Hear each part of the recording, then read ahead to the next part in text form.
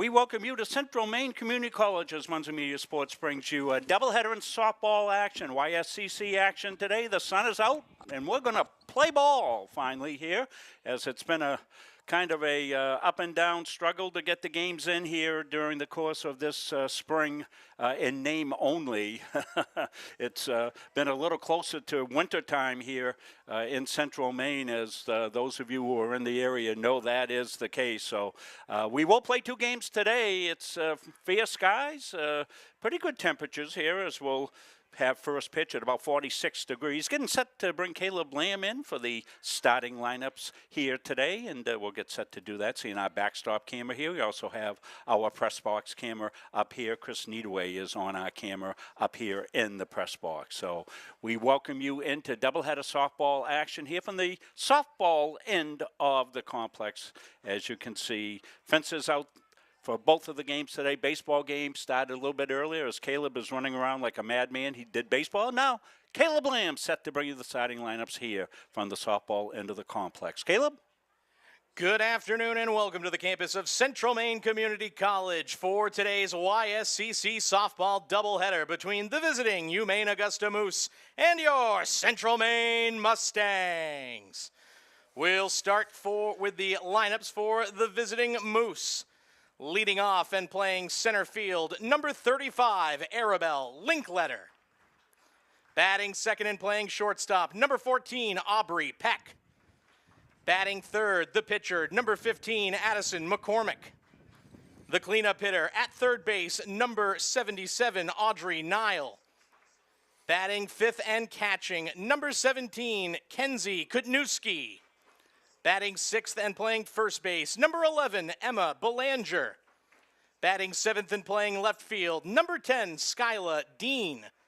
Batting eighth, the right fielder, number 9, Lacey Arp. And batting ninth and playing second base, number 4, Kaylee Kerr. And now the starting lineup for your Central Maine Mustangs. Leading off and playing center field, a senior from South Paris, Maine, number 4, Olivia Gallen. Batting second and playing first base, a first year from Cherryfield, Maine, number 9, Autumn Peterson. Batting third, the shortstop, a sophomore from South Paris, Maine, number 3, Maya Gallen. The cleanup hitter playing right field today, a sophomore from Turner, Maine, number 16, Sam Withy. Batting fifth and playing third base, a junior from Hartford, Maine, number 22, McKenna Ridlin. Batting sixth, a catcher and freshman from Turner, Maine, number 2, Madison Anderson. Batting seventh and playing second base, a sophomore from Baldwin, Maine, number 5, Kira Green. Batting eighth and playing left field, a freshman from Lisbon Falls, number 15, Olivia Field. Batting ninth, the designated player, a senior from Lewiston, Maine, number 8, Mackenzie Anderson. And the pitcher today for the Mustangs, making her first start of the spring season, a sophomore from Winthrop, Maine, number 12, Lauren Wood. The Mustangs are coached by Megan LaRochelle, assisted by Tyler Ham.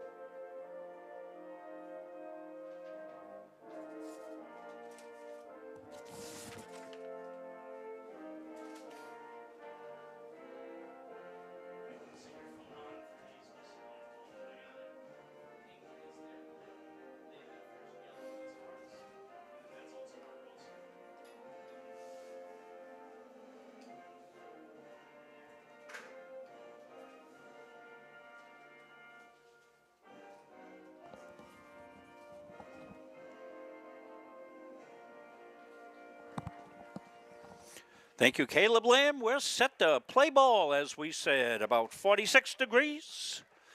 A little bit of a breeze blowing in. Put me in, coach. That's the tune playing in the background, and I think that's what all the players were looking forward to. Finally getting a game in. I saw Coach Keith Cowan when he came in, and he said, boy, finally got a game to play. And he was thankful to be able to do this. This game has jumped around like a Mexican jumping bean. But the day looked good. The field cleared off under the April sun yesterday, and we're set to play ball. See Lauren Wood out of Winthrop. She'll be in the circle here today, going through her warm-ups.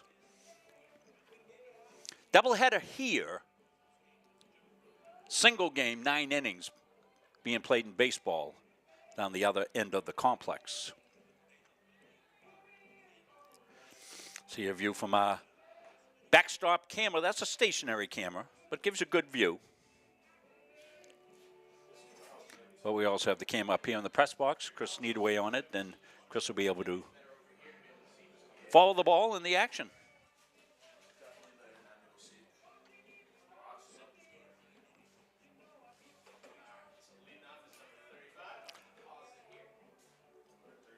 Rob Munsing along for the call of this one, also doing the production.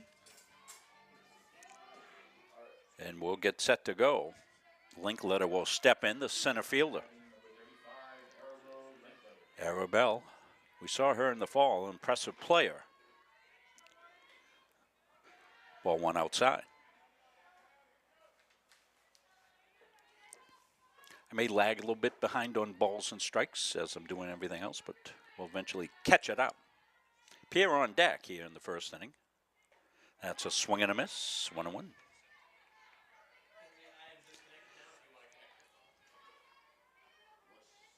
This is UMA's first game of the spring. Mustangs played over the weekend. They split a doubleheader. Won the second game by forfeit. Lost the first game 6-4 against Roxbury Community College. A swing and a miss. I can't remember when exactly this game was supposed to be played, but we're playing it today. March 26th? Yeah, that was the original date, so. And then it got moved twice, and then it went forwards, and then it went backwards. We're all spinning around here. I mean, kudos to Chris Hart, Dave Gagne, Caleb Lamb, Roger Collins, all the administrators in the athletic departments of these two squads that we cover. That's just up. Count is full. It's been a trying spring, shall we say. But we're here to play today. We'll play two. Linkletter got the count full. And down on swinging strike 3, so 1 out. So Wood, her first strikeout of the game. Starts in good shape. 1 out, nobody on. Aubrey Pierre takes strike 1.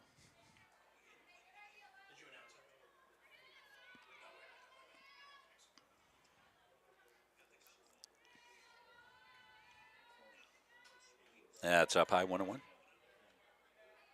So we're sending this game out to all the ships at sea, and we're also sending it to both schools as we do. These are the two teams that Muncie Media covers for YSCC Action All Sports, so we've sent it out to all the different sites. So that's in for a strike.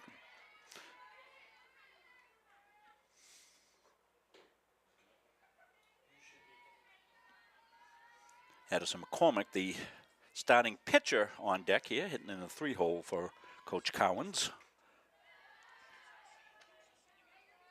2-2. Give you just a look at our other view. I see Ridlin down at third base. She's about even with the bag. Is that playing music right now? That's a called strike. Might have been on the swing.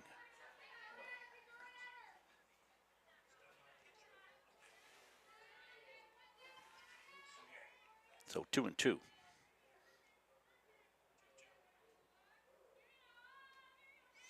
The pitch. Oh, called strike 3 inside part of the plate, and Pierre will go down, call strike. So back-to-back strikeouts for Wood as she looks strong here in the top half of the first inning. The first 2 down by strikeout. Linkletter swinging. Pierre took strike 3, and this is McCormick. That's poured in for a strike. Lauren's in a good groove right here, working quickly, which fielders really appreciate. This game was originally going to play in the evening. It was very smart to move it to the afternoon. Get a little sunshine. That's up. 1-1. Glad you found us wherever you found us. We're out on YouTube to the Muncie Media page and Central Maine Athletics. That's where we try to drive all the home traffic. UMA is putting there on their website, so that's where UMA can find the game. It's all the same game, obviously. That was a strike, Rob, not a ball. 1-2. So Lauren Wood looking for a 1-2-3. First inning. Can she set them all down on strikes? To Ridland. The play's dropped, and now it'll go to first, and it'll get away from Peterson at first base. So McCormick froze out of the box as Ridland got a lot of glove on it. And it was not lost on the transfer. It was lost before the transfer. And then the throw to first was wild, so McCormick will reach on an error and bring up Nile. That's fouled off our way.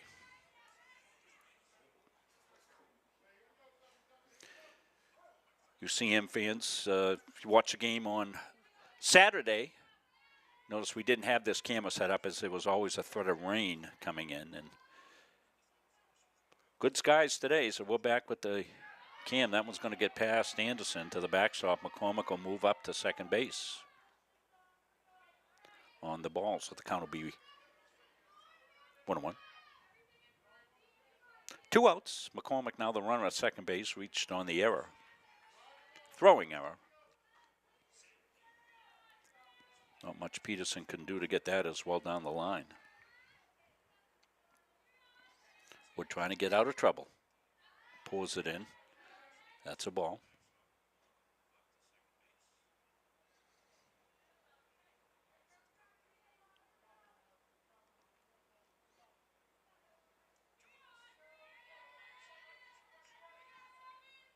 Wood's got the sign from Anderson. She rocks, she fires, and inside.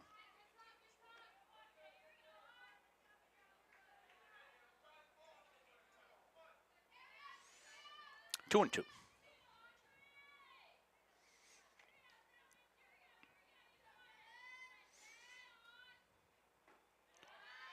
And ball 4. 3-2, I'm sorry. Ball 4. First base open, no harm done there.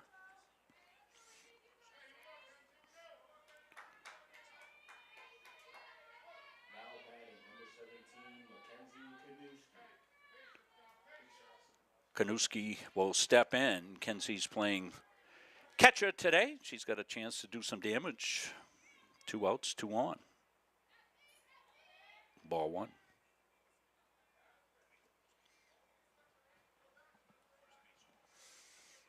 Coach Heath Cowan down the third base coaching box.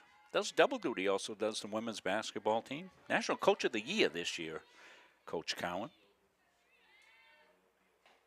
Inside. Want to congratulate former Mustang assistant coach Steve Carey taking over the reins of Moose men's basketball starting next year. Well, probably starting the other day because it's a year-round recruiting deal. That's chopped back to the mound. Throw to first base, over to Peterson. Threat goes by the boards. No runs. No hits. There was 1 error. This will bring the Mustangs up to bat. We want to take a minute and catch up with things, and we had a little bit of a scare down at the baseball end as we were just getting set to come on the air, and they lost internet connection down at the baseball end of the complex.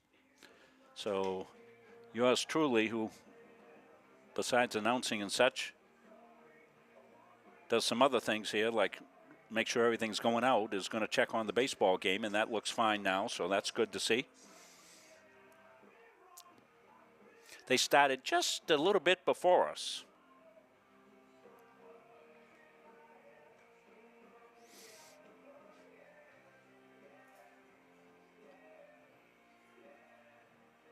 Olivia Gallen, the center fielder, will lead it off for your Mustangs.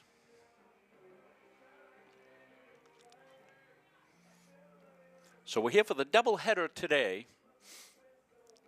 We've got a couple of days off. We'll be back over the weekend, as we have said many times this spring so far, weather permitting.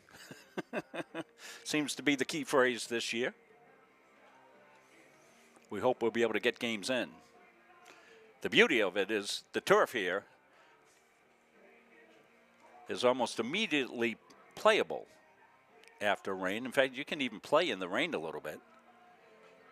Snow, sleet, and freezing rain, another deal. That's a little bit, makes it a little bit miserable. So it'll be Gallen, Peterson, Gallen coming up here for the Mustangs in the first inning. This is Olivia Gallen.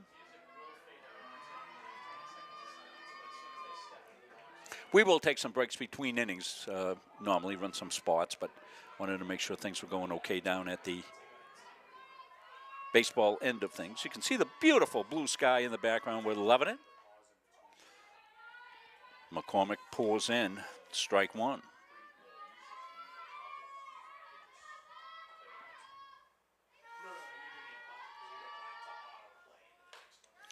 To second base. That'll drop, and Gallen's fast, and she beats it out. Well, that's the speed that Olivia has. When Olivia puts a ball in play, as an infielder, you've got to make an immediate decision to get rid of that softball, because she's going to beat it out if she can. And you saw her do that with that great speed. So Peterson will step in, run at first. Taken up high, ball one.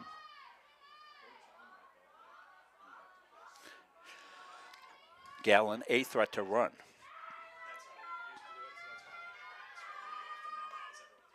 Pop back, out of play. 1-1.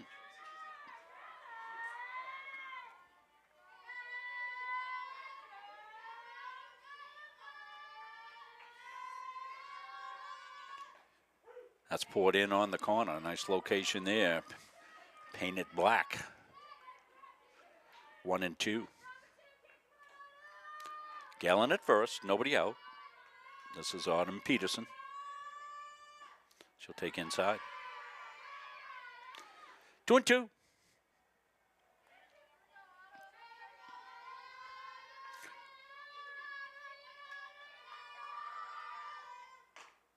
Chopped out front.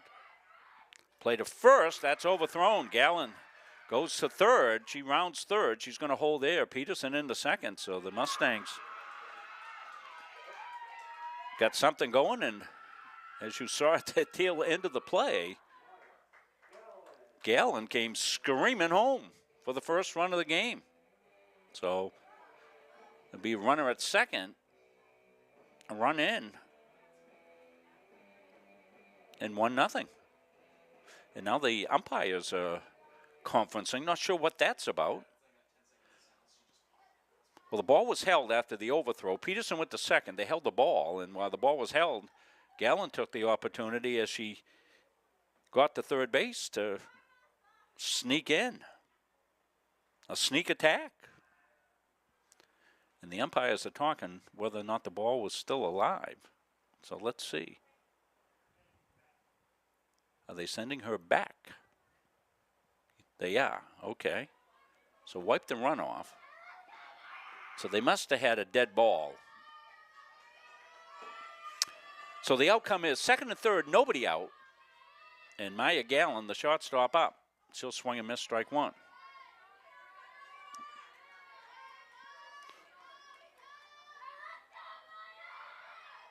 Well, Olivia did the right thing. They can always send you back.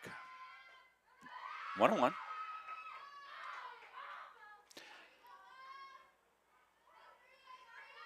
So Mustangs with something cooking here in the bottom half of the first. Nobody out. Runners at second, third. And that drops into left field for a base hit. Peterson will scamper to third, and Gallon will come in from third for the first run of the game. RBI single for Gallon. And that'll bring up Sam Withy. Still nobody out. And now we can put that run back up for the Mustangs. Well, it didn't come in as planned to start with, but they'll take it here. One strike on Withy. Withy's got gap power. We've seen her go the other way as well. Got that open stance. Ooh. That was fouled to the left side. We didn't show you it, but because we couldn't move it that quickly, but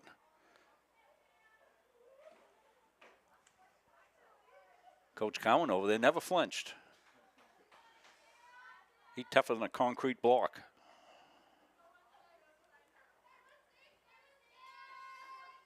Withy will swing up stairs, and she'll go down on strikes for the first out of the inning. McKenna Ridlin will step in, the third baseman. One out. Runners at second and third now. And that's fouled off. McCormick gets it up there pretty well.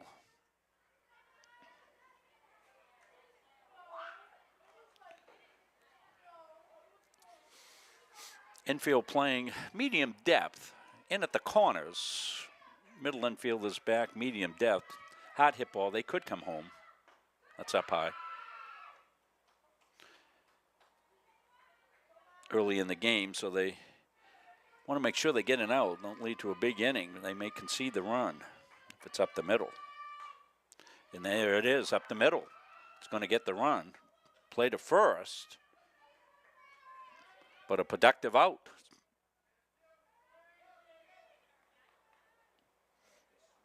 It's an RBI for Ridlin. Madison Anderson will come up. Peterson at third. Popped up foul. So 2 outs.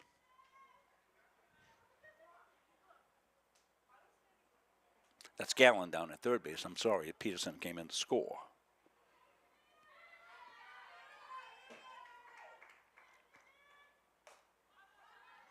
Popped up and out of play. Not a lot of room here in foul territory. At the softball end of the complex. Baseball end of the complex has mucho foul territory. A lot of room between the backstop and the home plate. Here was kind of close. You're looking at it right there. Just outside. Good take.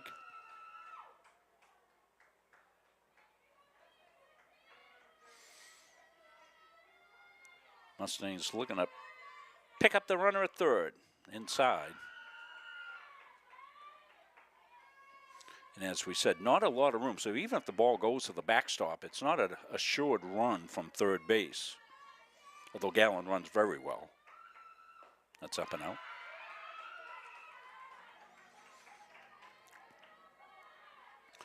Kira Green, the second baseman, on deck here for the Mustangs. Mustangs looking to keep this inning going. 2 outs. McCormick trying to get out of further damage. The left field foul.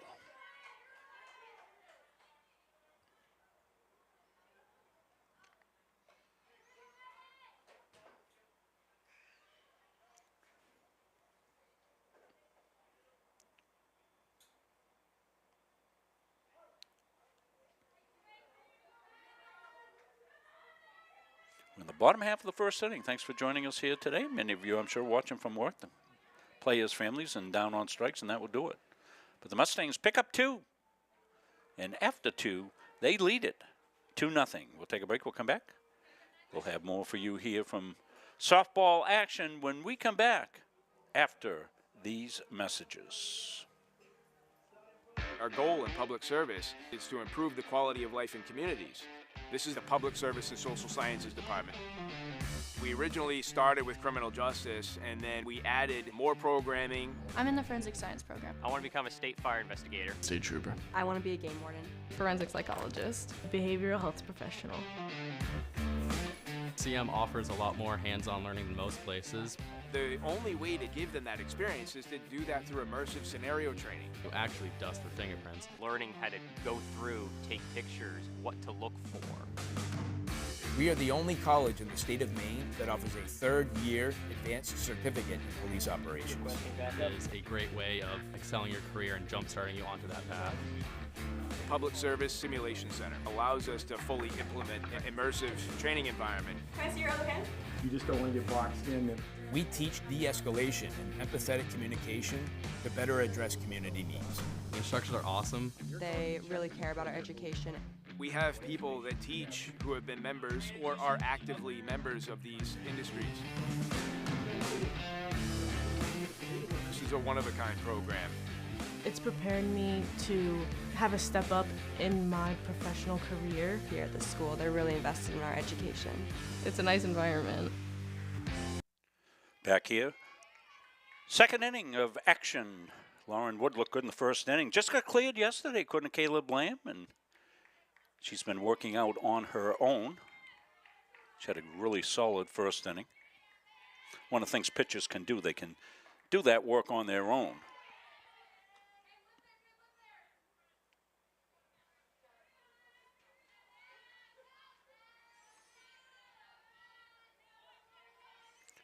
Got the sweatshirt on here in the second inning. GS missed outside.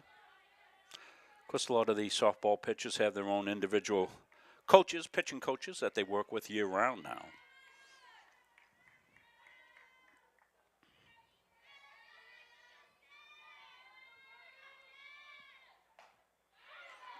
That's a swing and a miss.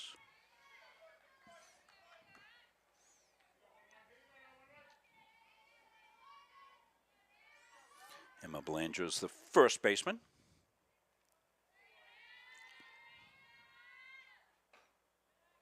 Ooh, that just missed. Count fills up.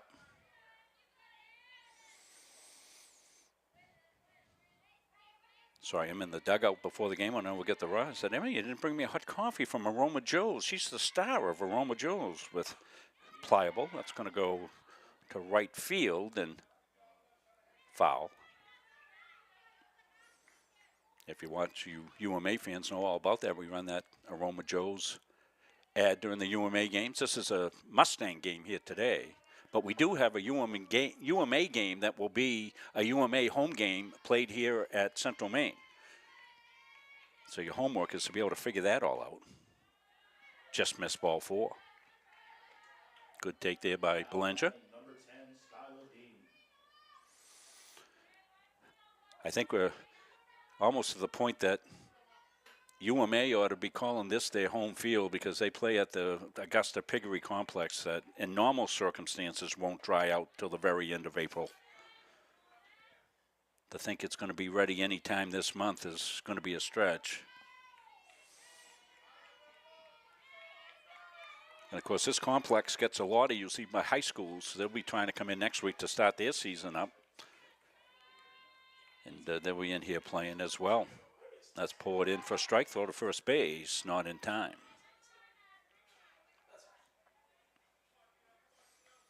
Belanger, the runner at first. Top half of the second inning, 2-0 Mustangs.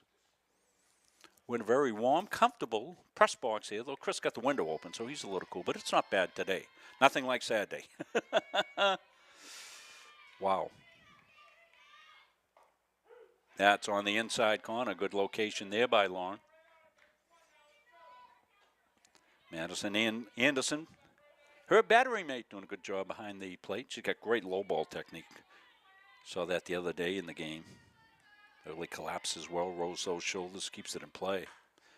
Fouled off first base side.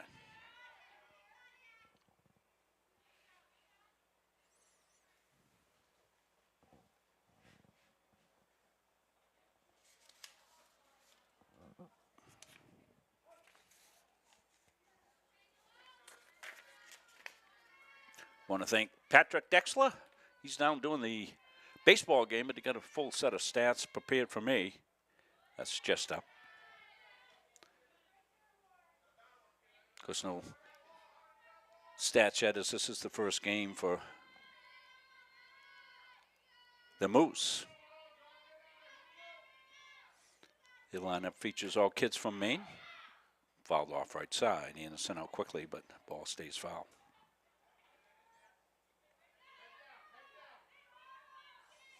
And likewise, the Mustangs field a completely Maine roster.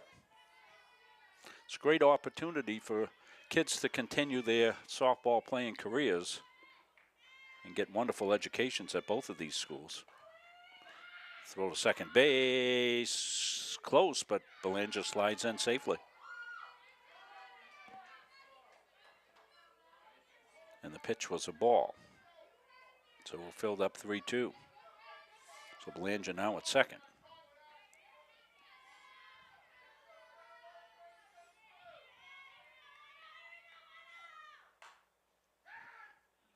Fouled out of play.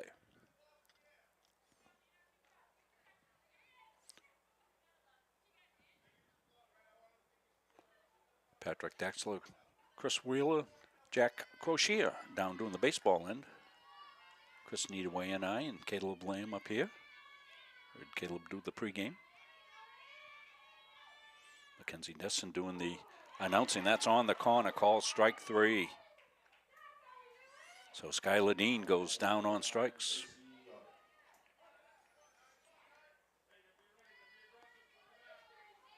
Skylar is one of several three-sport athletes that we're seeing around the YSCC, soccer, basketball, and now softball. She's out of MCI. Really good to see. It takes quite a commitment to play one sport at the collegiate level, never mind 2 and then 3.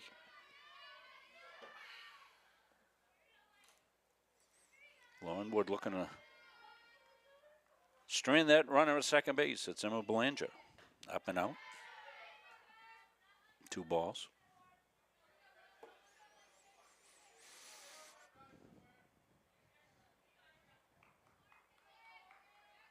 Lacey Opp is the right-handed batter in the box here for the Moose. Swing and a miss. She's a freshman out of Windsor, Maine. Meaning she would have gone to Erskine Academy. I was just looking at the Gardner softball schedule. They play Erskine. That's always a good rivalry. Looking to pick that game up. That's a ball. We won't start any of our high school games until we complete our college schedule down here and with UMA as our equipment. We leave it right down here set up. It makes it a lot easier to come down and do games. So we don't have the luxury of running around with equipment to high school. Popped up. Gallen in center. She'll come in and make the play. So Olivia, second out of the inning. Number 9 batter, Kaylee Kerr, the second baseman.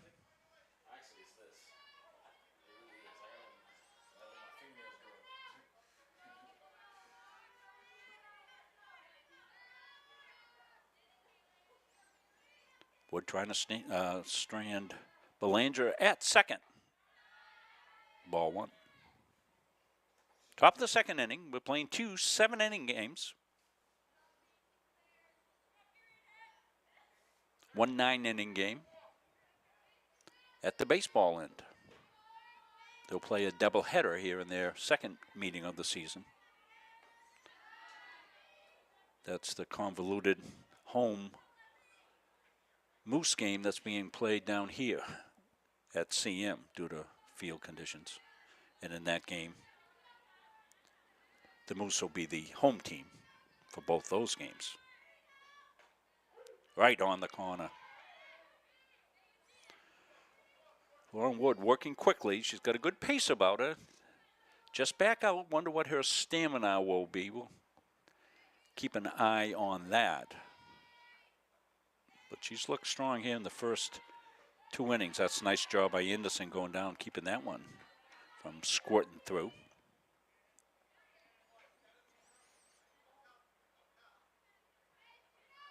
Wood with 4 strikeouts has walked a batter. 2 batters. Belanger's the runner at second. She led off with a walk. And that must have been up in the zone.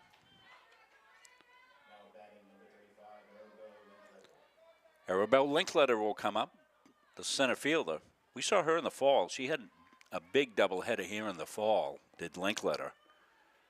Drove the ball all over the ballpark, so she's a dangerous batter here for Wood with 2 outs, 2 runners on.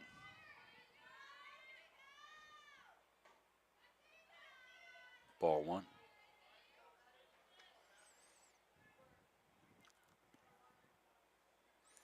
Linkletter out of Athens, Maine. That Linkletter name is linked to Athens, Maine. Then a lot of Linkletters come out, go to Madison High School. Drill foul to the right side. Several fantastic football players. I remember when I first started working with Coach John Wolfgram, he had just left Madison High School after winning a state championship. And Bob Linkletter maybe was one of his outstanding players.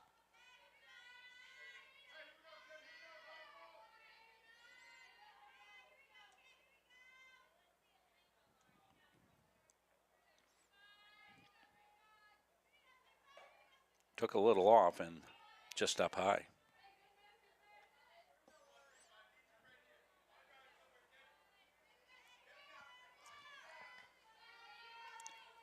Gallen playing pretty shallow in center field. She normally does play a shallow center field. She can really go back and get it. Linkletter with some gap power up high.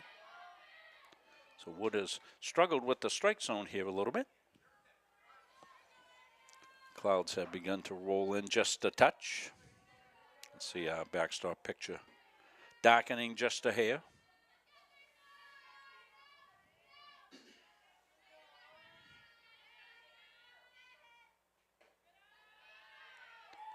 And back-to-back walks. That'll load the bases. So Wood living dangerously in the second. Aubrey Pio struck out in the first inning. She's looking to do a little 2-out damage if she can against Wood. Ball 1. Alon may want to step off as she does here. Takes her glove off, going to compose herself a little bit. She's thrown a lot of pitches this inning. She looks to get back into her release point.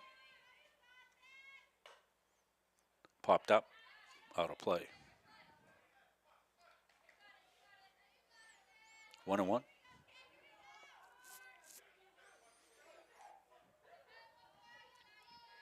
Wood goes to the rosin bag.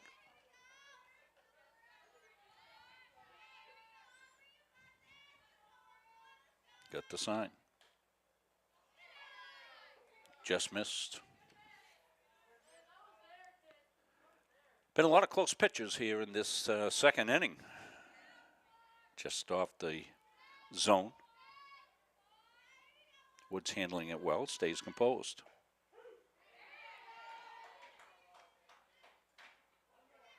That one was in just a millimeter from the last one, called a strike. So 2-2. Pia trying to keep this rally alive. It's been fueled by walks. Popped up. First base side, foul ball, and out of our play line.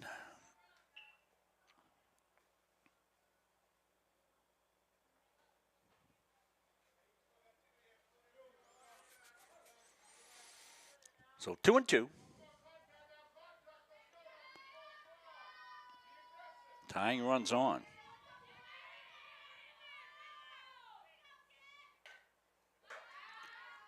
Foul back again. We'll redo it. Belanger back to third base. She's the lead runner. And back-to-back walks. Loaded the bases. 2 outs. 2-2 the count. The pitch. Foul ball, hitter in the box.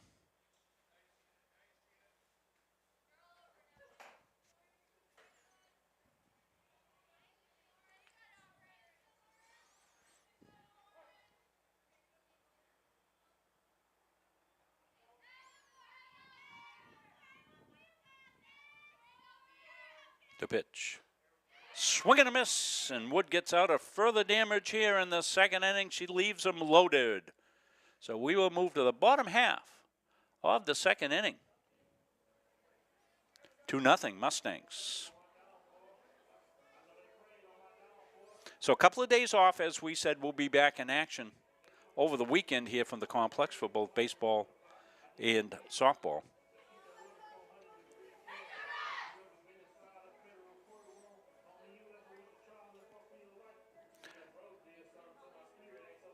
I have to look at, I had to finally go through everything and make a completely new updated spring schedule so I could keep it all straight. So we're here for baseball, softball today on the 14th. Southern Maine Community College will be in for a baseball, softball doubleheader. 1 9-inning game in baseball. And we'll play a doubleheader in softball. Those games will start at 3:30 on the 14th. And then we'll turn right around, and SM will be right back here at CM for baseball. That'll be a doubleheader baseball action. And they'll also be here for 2 games in softball. So on the 14th and 15th, and I can't remember, maybe Caleb can help me out, which games are the home games for the Mustangs on the 14th and 15th. I can't remember how that all worked out, but SM moved their games here because their field isn't ready. So oh,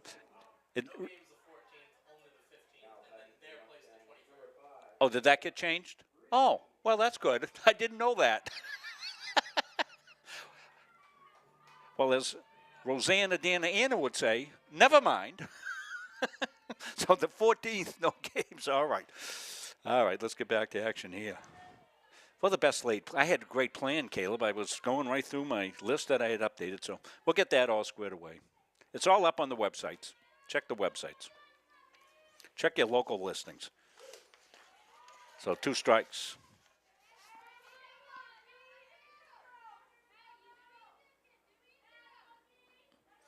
So this is Kiera Green, the second baseman up.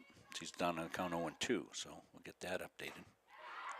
Chop to second, to pitcher, over to Belanger. From McCormick, 1 up, 1 down. This will bring up Olivia Field. The left fielder.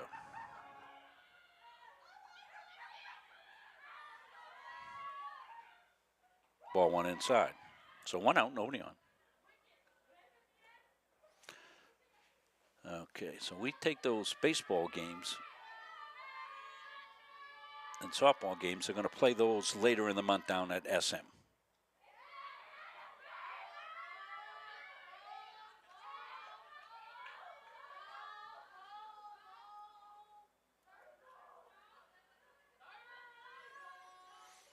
One and 1. Fouled off.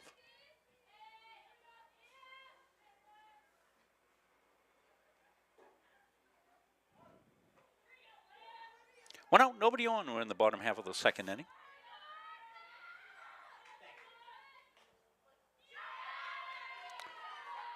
Field will go even on the count, 2-2.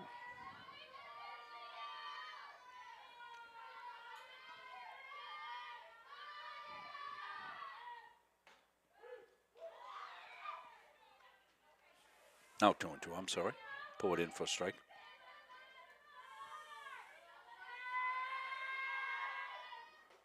And that's ball 4. It was 3-2.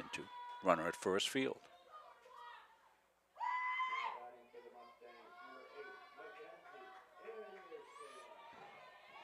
Mackenzie Anderson will step in her first plate appearance. She's the designated player hitting.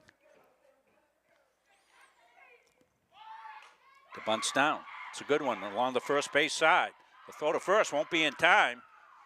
Throw to third, scampering back into second is Field, and she tumbles into second base.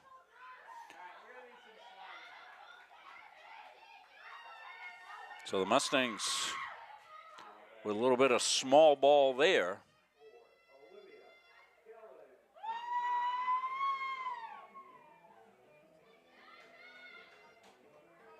And they are going to move the runners up. I'd look down. I have no idea what that call was. Anybody know? Caleb, why they moved the runners up? The only way they would have moved the runners up is if...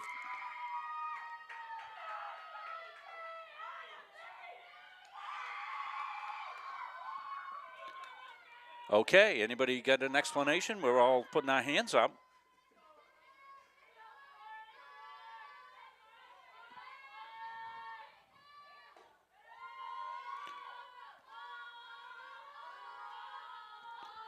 Not really sure what that was. We're at the top of the order with Gallon.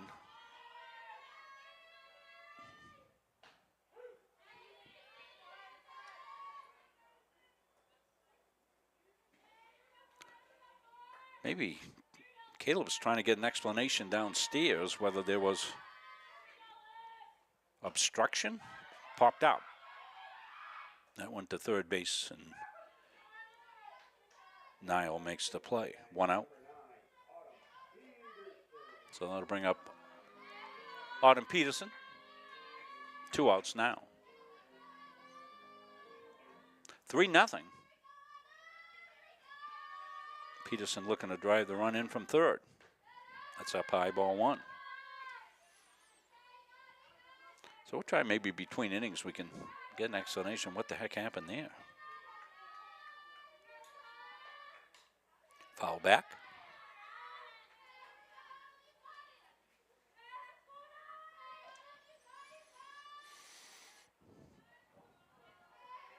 Talked about Skylar Dean being a 3-sport athlete for the Moose. Auden Peterson, volleyball, basketball, and now softball for the Mustangs. That's poured in for a strike. I'm going to go down between innings, Chris, and work on that home plate camera. I'm going to tilt it down a little bit. I got a little bit too much sky in it, and it's messing with the exposure. I can fix that in 2 seconds. Round it back up the middle. And that gets away. Run's going to come in. McCormick with the poor throw to first base to Belanger, and that'll bring the run in. Makes it 4-0 Mustangs. Peterson the runner at first. Pop back up and into our camera area from Maya Gallon. Maya the shortstop.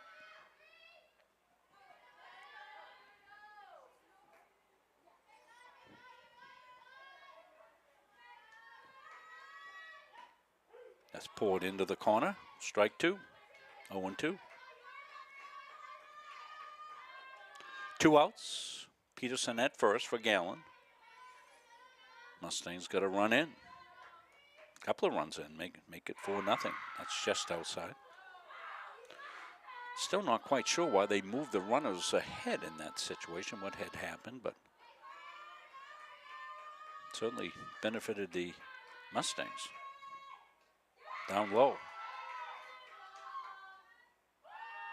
2-2.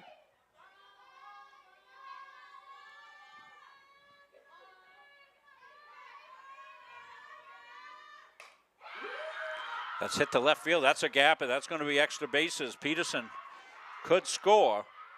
Gallon. She's coming in. No, she's going to stop at third base and dive back, but a run scores. Gallon with the triple makes it 5-0 Mustangs.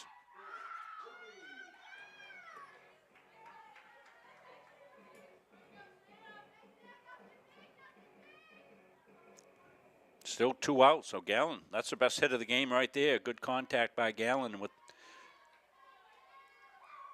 Maya's wheel. She came around to third base, and Sam Withy will step in. Sam, a strikeout victim in her first at-bat. Looking to put in play, drive that run in from third. Sam with the open stance, but she can go the other way. Got gap power, and she will bloop at the pitcher. McCormick will make the play, so that will do it. But the Mustangs have gone out to a 5-0 lead. We're going to leave this right here where it is. I'm going to turn the sound on. I'm going to go work on that home plate camera, and I'll be right back. A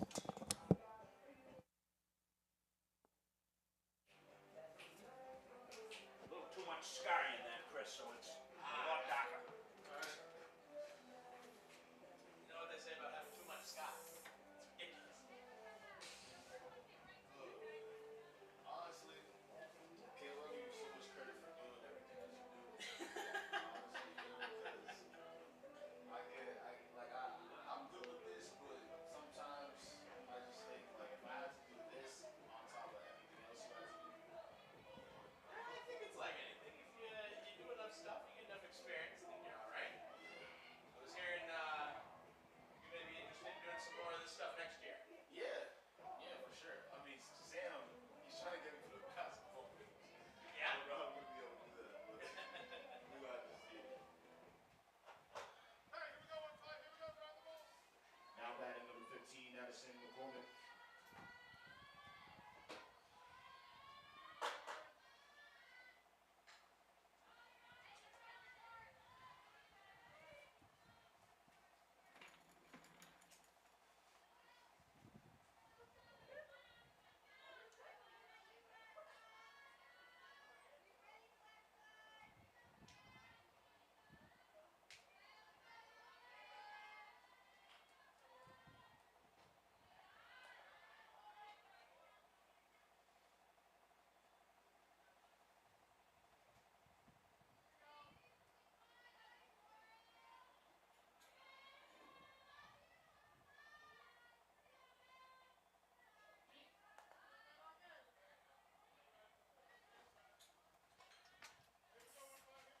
Hard on an old guy, but necessary. Thanks, kid. The perfectionist in us, huh? Swing and a miss. I'm back. And look at that picture. Looks a lot better.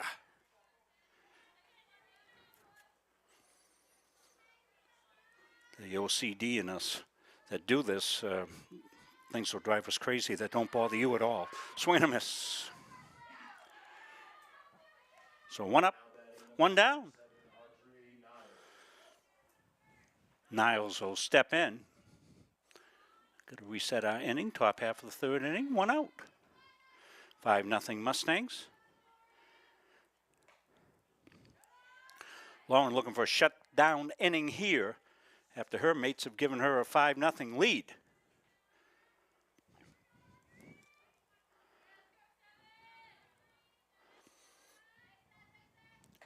Up high. So 1-1, one out. I think we're up to date.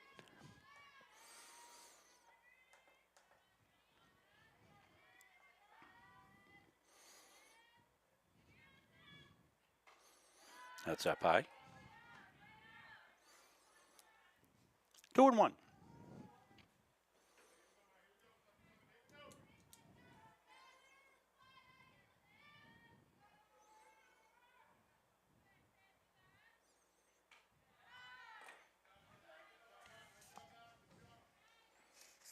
Got a baseball update.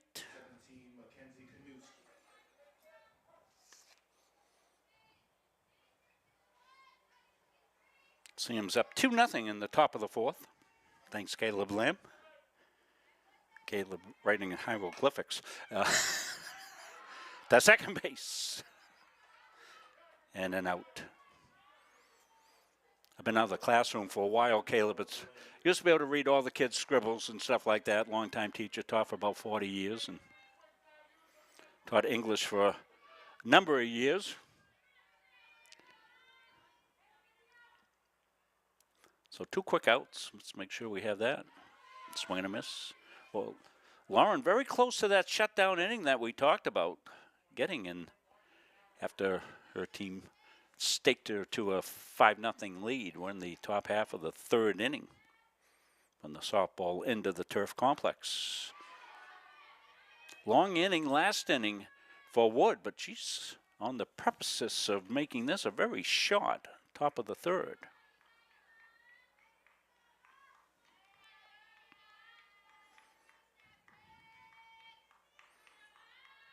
Rocks fires, and there it is. Strike 3. So that'll do it for the Moose. We'll turn it over here. Mustangs coming to bat. We'll take a break. We'll come back. Bottom of the third when we come back after this. Mustangs up 5-0. At Central Maine Community College, we are building things that last. We're investing in technology, new facilities, and offering more degree programs than ever before. You can get the traditional college experience at a fraction of the cost. And for some, it's even free. Wait, did she just say free? That's right, free tuition for Maine high school grads from 2022 to 2025. Set your goals and find your path at CMCC. Let's build a future together.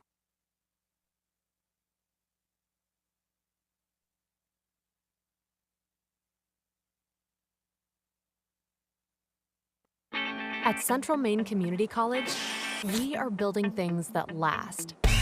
We're investing in technology, new facilities, and offering more degree programs than ever before. You can get the traditional college experience at a fraction of the cost. And for some, it's even free. Wait, did she just say free? That's right, free tuition for Maine high school grads from 2022 to 2025. Set your goals and find your path at CMCC. Let's build a future together. McKenna Ridland takes strike 1, bottom half of the third inning. Mustangs looking good, 5-0. Both pitchers have gone all the way. You're looking at Addison McCormick in the circle here for the Moose. Fouled off.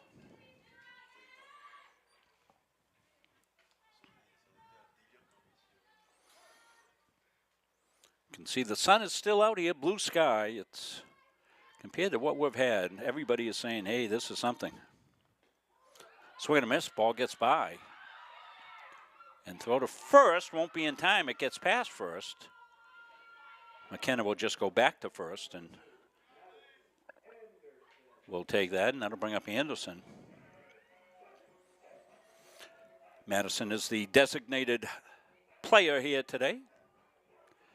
If you're not up to speed on softball terms, that's like the designated hitter. She'll be the hitter. She's going to bunt. Popped up, and easy play behind the plate. Kanuski made the play. Kenzie, a left-handed catcher. You see that in softball.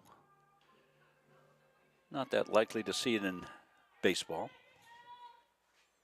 She does a good job behind there. That's back to McCormick, first base to Belanger, gets the out.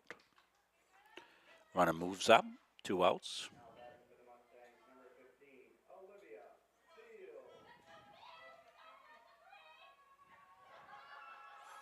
I'll bring up the top of the order. Grounded out.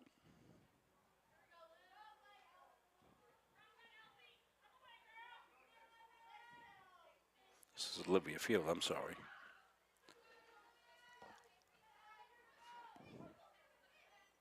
Olivia, the left fielder.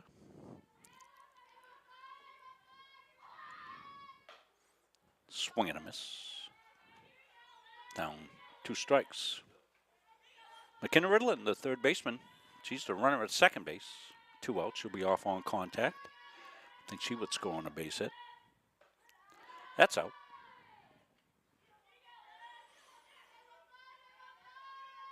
Mustangs are up 2-0 down at the baseball end of things in the top half of the 4th inning. That one got away, and Ridland will motor down to third base.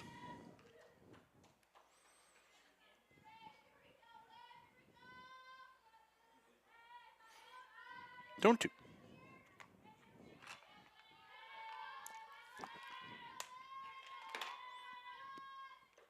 That's up and out.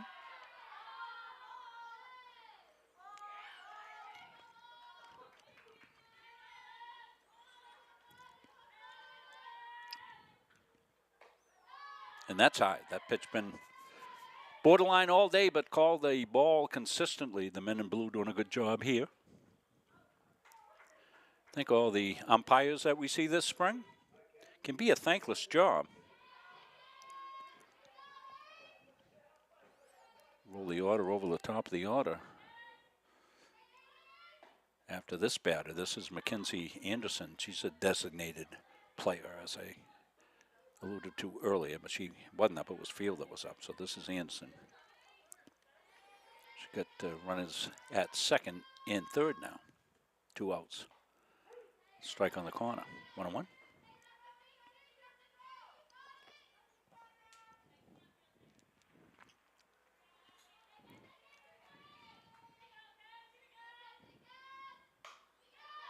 Fouled off right side.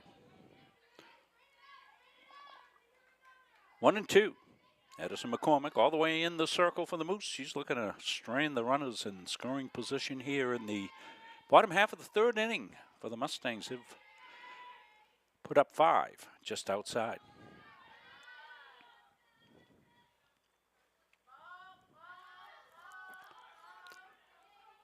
These are the first game the Moose have been able to get in.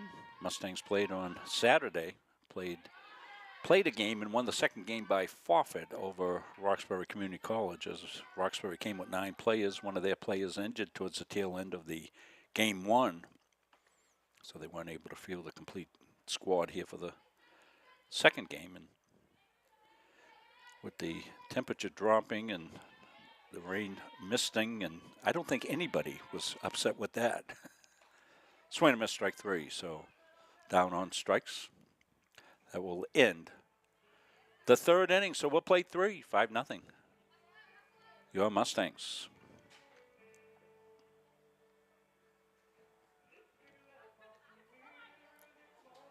So let's have another go at that schedule.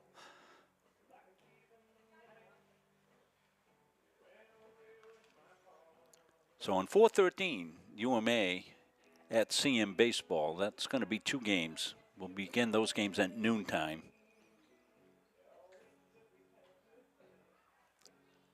Weather looks iffy for that day. And we'll play 2 softballs on the 13th as well. So the 14th that were moved from SM have been moved back to SM, and that will go later on in the season. That won't be anything that we will be involved with. Had they played here, we would have done them. So we will have no games on the 14th.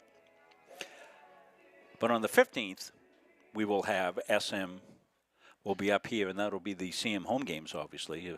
Baseball will play 2 games, 3:30 and 5:30-ish, and softball the same. And then on the 17th, UMA will be back here, and those will be UMA home games here on the 17th. And it'll be 1 9-inning game and 2 softball. So that's where we stand here. And again, they do a great job on both the websites, CM and UMA. We know some of you folks follow both teams, follow YSCC action. Everything gets updated almost in real time. I will move the inning ahead to the top half of the 4th.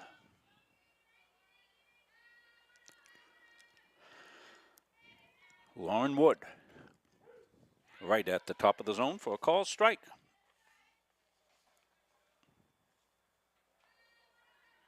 Defensively, no changes here for the Mustangs, leading 5-0. Foul back.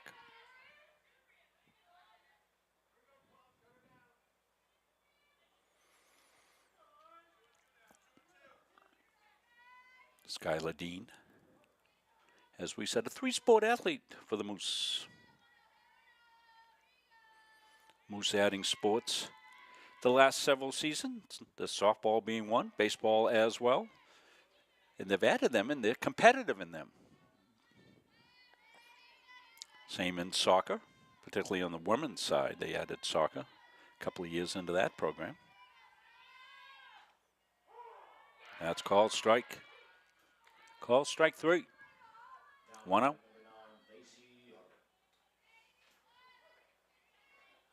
Lacey up, the right fielder, steps in with 1 out, nobody on. Wood got out of damage without any damage last inning. Continues to pitch shutout ball. Top half of the fourth, 5-0. The Mustangs just outside corner for a strike.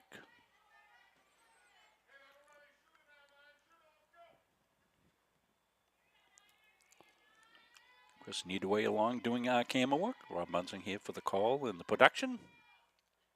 Swing and a miss. Chris Wheeler down running our production down at the softball and couldn't do our productions without Chris, and Patrick Dexler. Patrick does all our statistics here for Munsing Media, takes care of all the paperwork for me. Ground ball to second.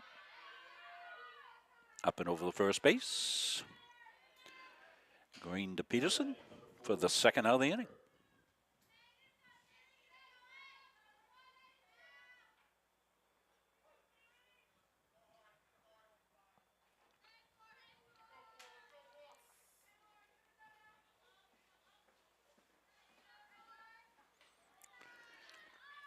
So Curl steps in.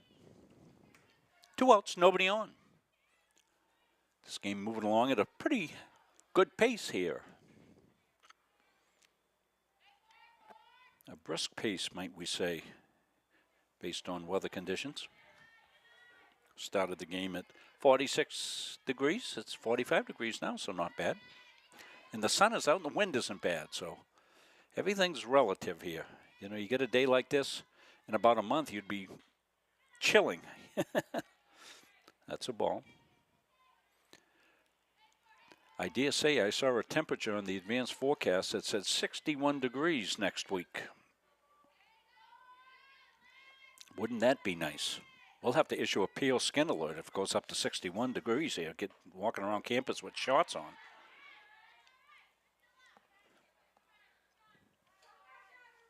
That's what happens up here in Maine. It gets to 60 degrees. Everybody goes to shorts and T-shirts, and the sun comes out, and drivers are glared, and they're running into trees and stuff with the pale skin. That's a swing and a miss.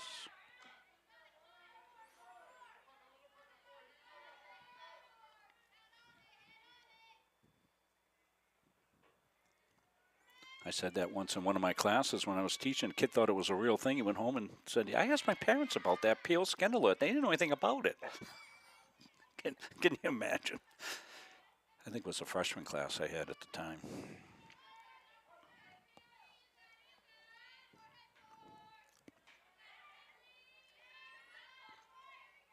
Lowen Wood. Pitching a shutout. Pours it in, and ball 4.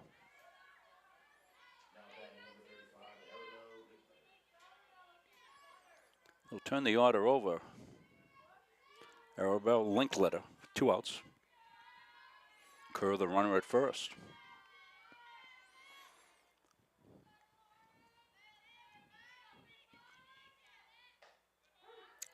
Strike 1.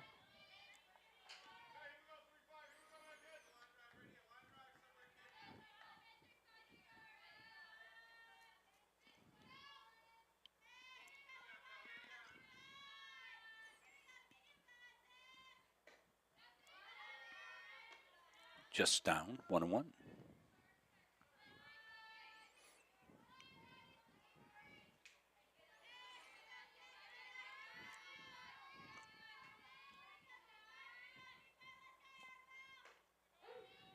Took it a little off that one. 1-2. Linkletter, the center fielder.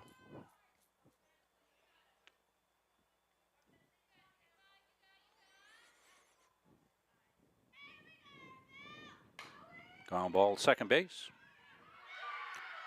Over to first, and safe at first. Is Linkletter got down the line quickly. Green didn't make a clean handle on it. Linkletter runs well, beat it out.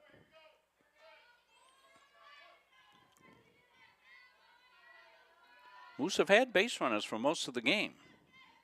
They're going to come up with a clutch hit, knocks them in. On the corner, strike 1.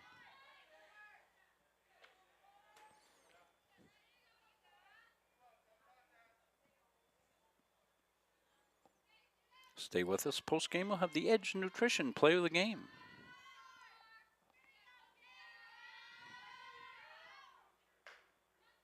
Just up. Anderson trying to frame that, give the ump a good look at it, but it was up.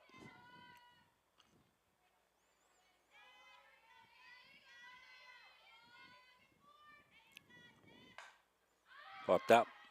Center field, Gallen comes in, makes the catch easily, and that will shut it down for the top half of the fourth.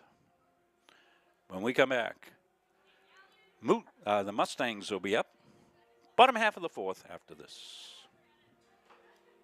Do you know that your current annuity might not be the best fit anymore? In today's markets, there are new options that could offer greater flexibility, higher growth potential, and even enhanced benefits that can be specifically tailored to your needs. Upgrading your annuity doesn't just mean better rates. It's an opportunity to explore these new innovative options designed to help you get more out of your investment. Don't settle for outdated terms. Contact us today to learn how upgrading your annuity can open the door to better opportunities in your retirement.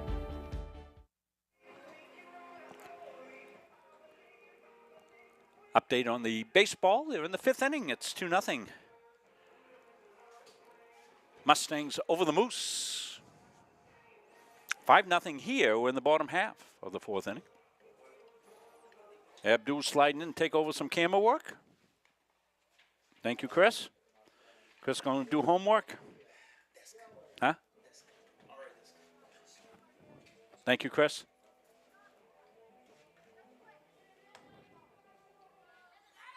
Little Ozzy Osbourne there in the background.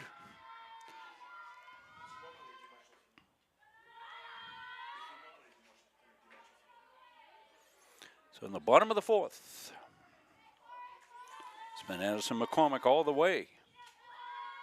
2-0.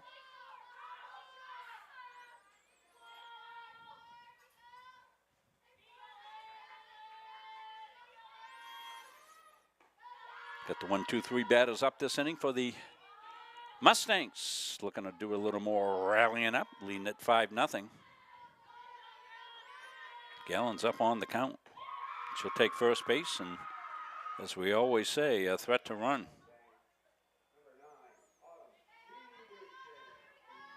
That'll bring up Autumn Peterson.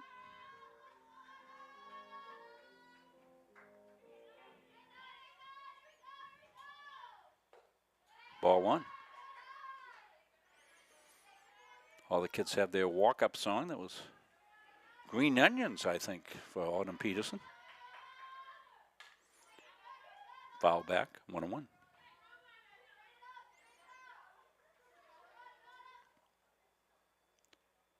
They've got all the walk-up songs and stuff automated now. I'm going to have Caleb on sometime talk about that. That sound low, the throw to second base, not in time. Kind of a delayed steal by Gallen. In fact, we didn't even have an inkling she was going as she delayed it, and you could still see well from the backstop camera. Slid in safely, so advancing there. 2-1 to Peterson. Autumn's got a duck on the pond. That's down low. That'll be a wild pitch as well. Gallen over to third. So she's 60 feet away, scoring the 6th run.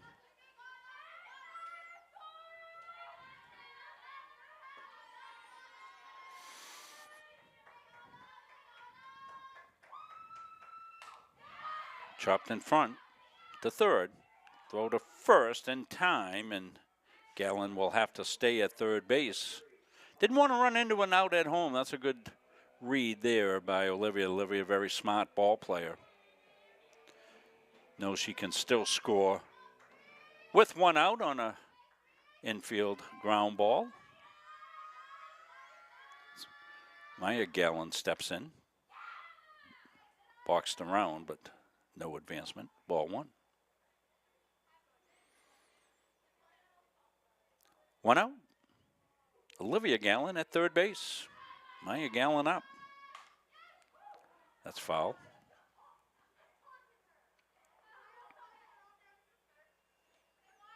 1-1.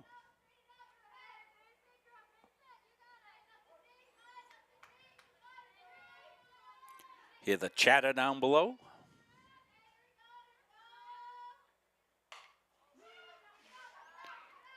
Popped into short. Outfield.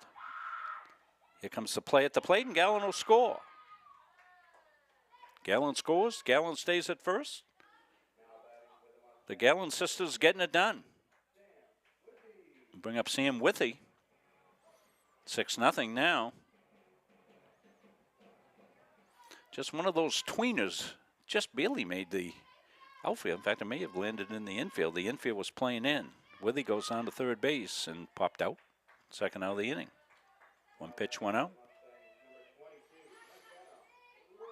McKenna Ridlin steps in.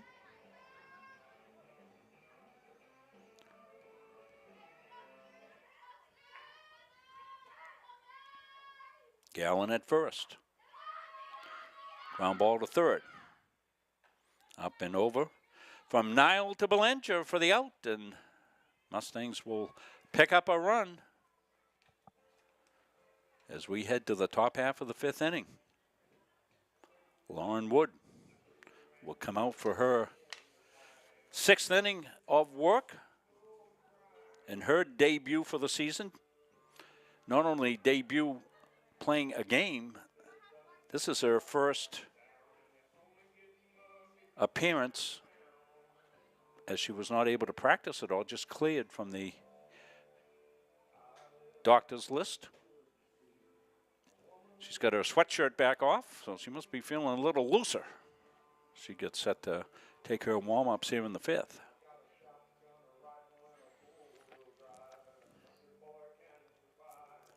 Baseball playing 9 innings.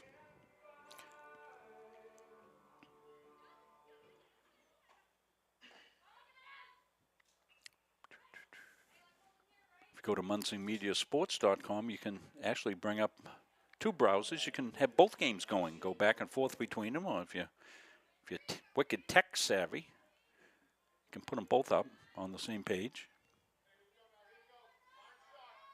We always have multiple places we put the games, because if you've been in technology any length of time like we have here, something will go wrong. You need multiple options, and we certainly have them.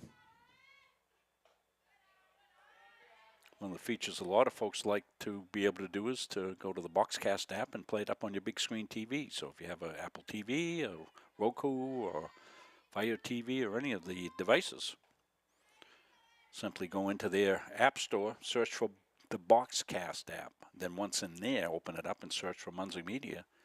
We pop up and you're watching on your big screen TV.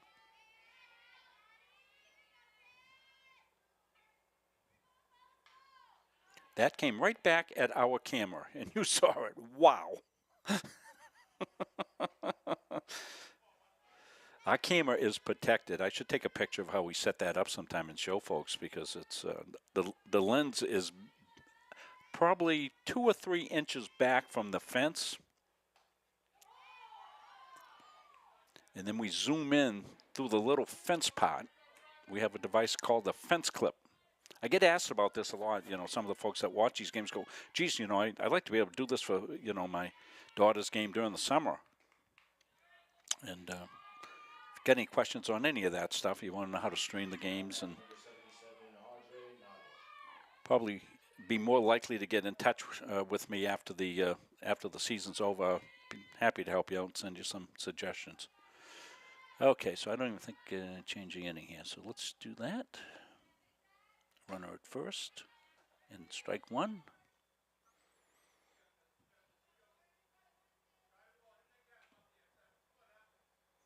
This is Audrey Nile. Audrey's the third baseman. One out.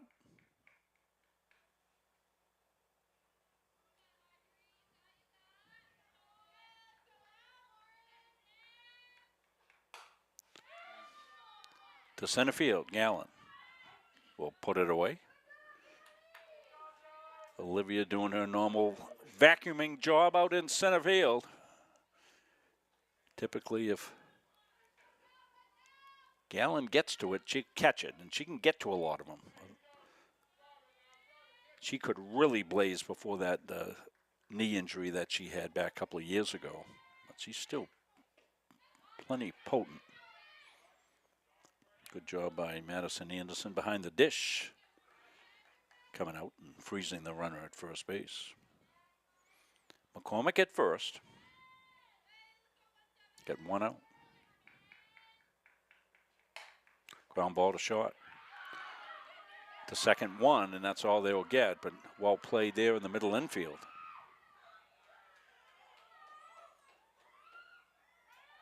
Gallen to Green for the second out of the inning. So 2 outs, runner stays at first base.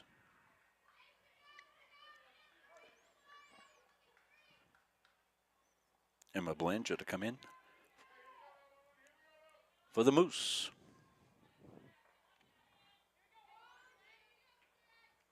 Emma's the first baseman. Runner off. Throw to second. And just underneath. That was a bang-bang play at second.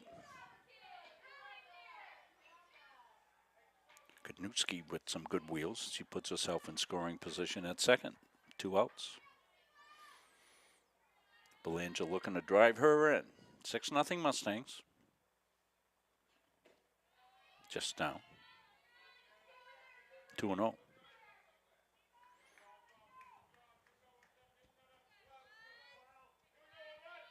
Solid defense today for the Mustangs. Behind Lauren Wood. Popped back out of play.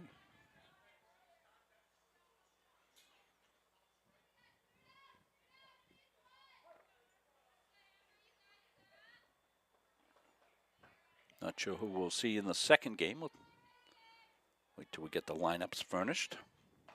Swing and a miss. Count even up. 2-2.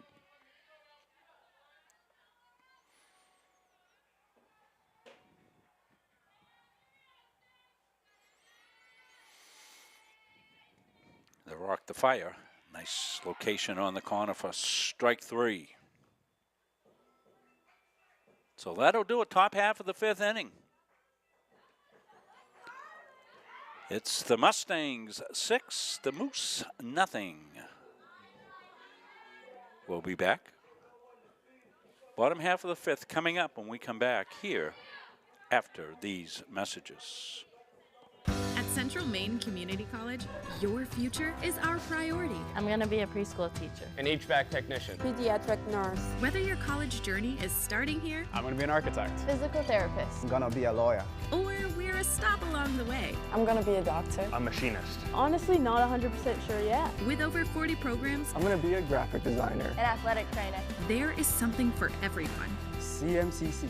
Your future starts here.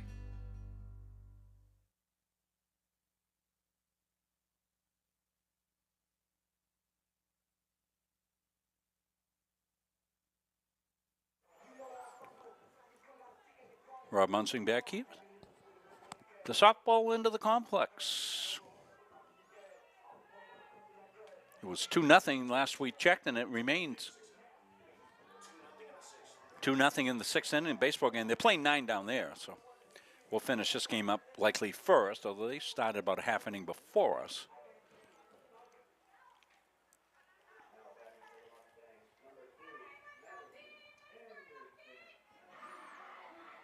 Madison Anderson, the catcher, will step in.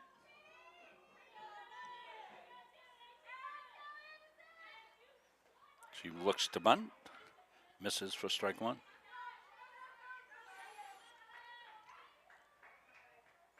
can see we remain under sun-drenched skies here at the softball end of the complex. The bunt, a good one down to third. Niall up with it. She's going to throw, not in time. Nicely done. Almost a perfectly placed bunt. You're going to see it right here on the replay. Down the third base line. Niall came in quickly to make the play, but just too much speed by Anderson getting down the first baseline.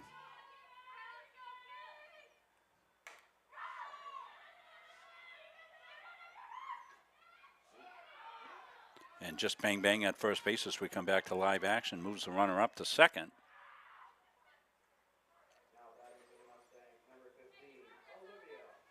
Olivia Field to come up. That was Green getting thrown out at first base, but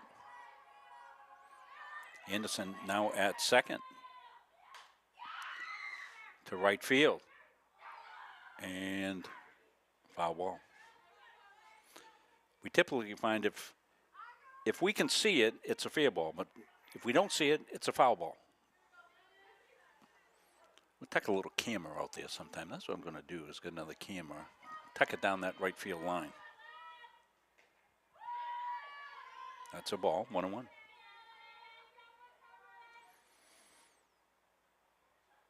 Of course, we were dealing with disaster in the baseball into the complexes.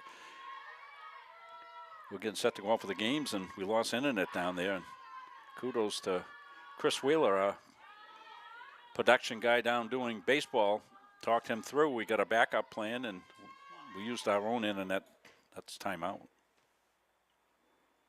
No pitch. Might have been a quick pitch, so they called time or requested time in the batter's box. McCormick, just outside. 2-1.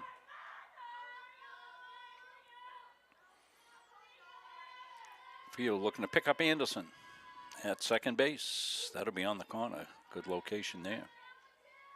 Even up 2-2. 1 out. Runner at second. Bottom of the 5th. That's to right field. And that's going to fall. It's going to score 1. And it'll score 2.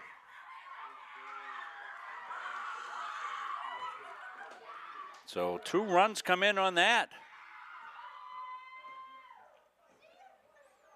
And that will make it 8-0. So that one went down the right field line. Of course, it got away a little bit. We'll see what we can see on the replay here. As we take a look, you'll see the first run come in. And we stayed on the home plate, and coming all the way around was Field. So that makes it 8-0 in the 5th inning. So that becomes a big hit. So that will quickly bring game 1 to an end. We really didn't even speculate on that, as it kind of creeped up on us, to be truthful with you. But the Mustangs with an 8-0 shortened victory. The Field home run. So let's go over between game procedure so everybody knows what we're doing. We will keep this feed right up. We'll put the game day graphic up on there so you check back frequently. It usually varies between 20-25 minutes between games. So we'll see how that will play it out. And this will be the final 8-0 in a 5-inning game. So we will have Edge Nutrition play the game. What we do typically with that is we'll come back at the beginning of the second game of the doublehead. We'll name our Edge Nutrition player of the game. But we'll talk more about it later. But it's going to be Lauren Wood's going to be our Edge Nutrition player of the game. Lauren with a shutout victory here in her first appearance of the season. Just what the Mustangs needed, as they got a great pitching performance. And Lauren certainly was strong on the mound. And with this shortened game, she pitched 5 innings here.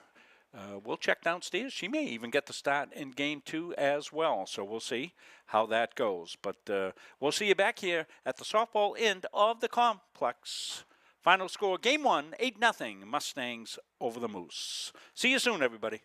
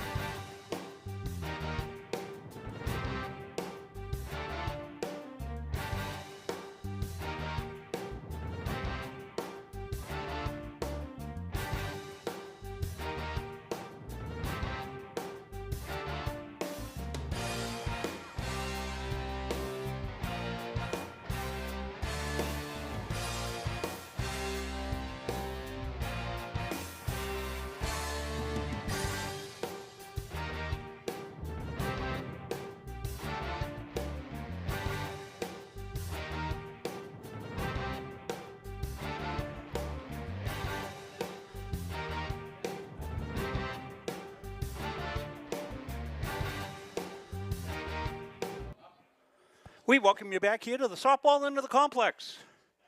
This old guy just sprinted back from the baseball end of the complex. Fix the backstop camera down there. 5-2 down there. It's the 7th inning. UMA's gone in the lead. This one 8-0, game 1. Congratulations to Long Wood. Shutout. Her first appearance of the season. She is our edge. Nutrition, play the game for game 1. Get underway for game 2 here under bright blue skies. As we get set to go at about 5:26. One of the few times 3:30, 5:30 has worked for the game times. Going to catch my breath here a little bit, and then we'll set up game 2.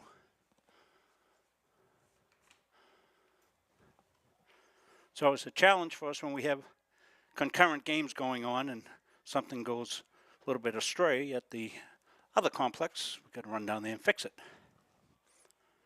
So good game for the Mustangs in game 1, 8-0 lead. They held on to walk it off in the bottom of the 5th inning.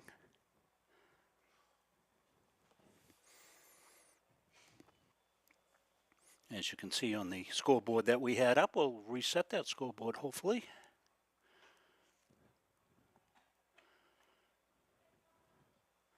And there we go. Top half of the 1st inning coming up. Few changes, not too many changes in game 2.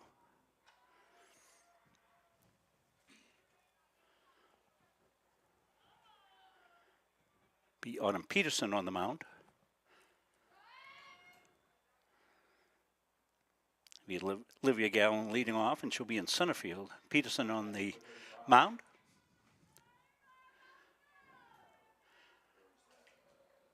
And she'll face Linkletter.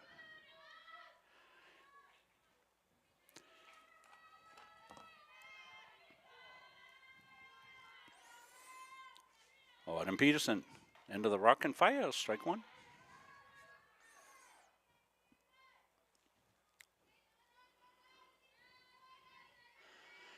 Arabelle Linkletter, the center fielder. Down low, ball 1.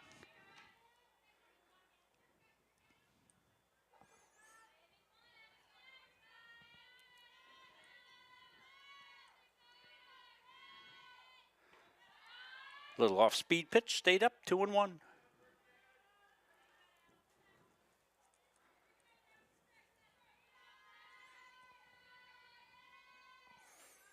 Autumn's down low with that one.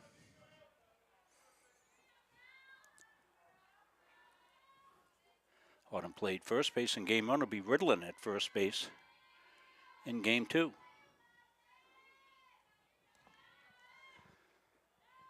And first batter, Linkletter walks.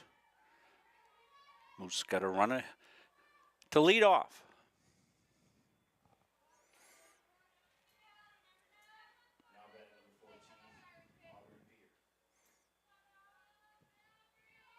Aubrey Pierce steps in with Linkletter at first. Strike 1.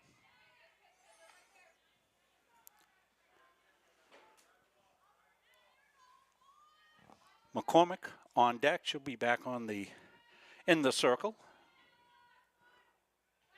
Right at the backstop. Runner will advance. 1-1.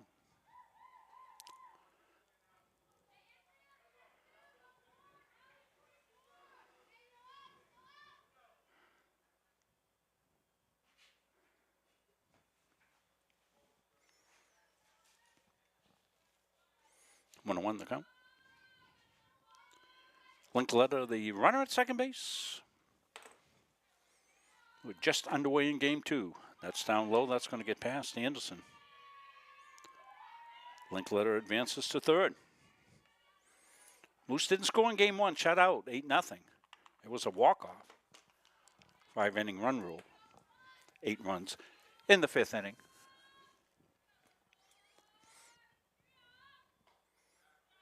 Down low. 2-2.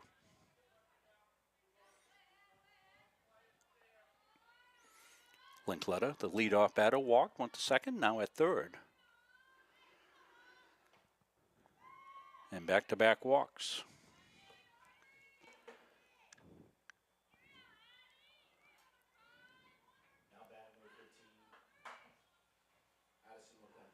This will be McCormick pitching in game 2 as well. Did not pitch badly in game 1.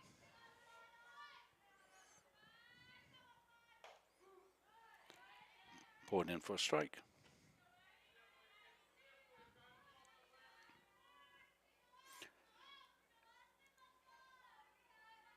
Runner moved up, second and third now, nobody out.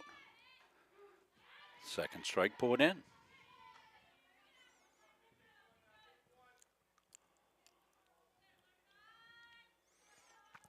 Moose looking for their first runs of the day. Shut out through 5 in game 1, inside. Throw quickly to third, no play. 1-2.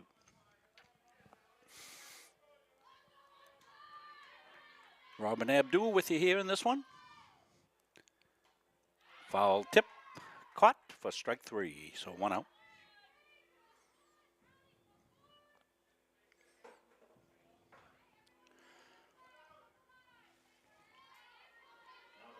Audrey Nile will step in.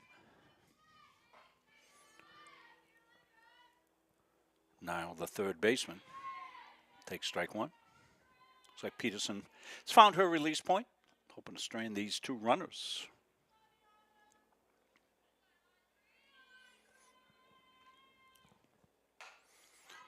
Right side, and that will fall in for a base hit. And 1 run will score. Runner at second had to hold up until she saw that the ball would drop in.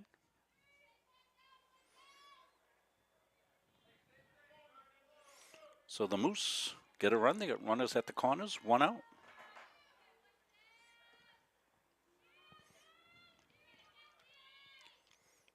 Inside.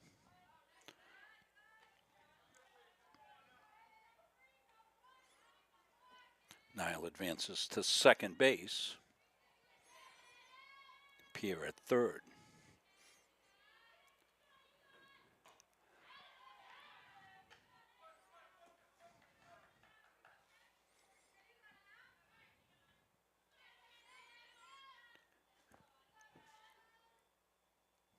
Kunitzky behind in the count, trying to battle here.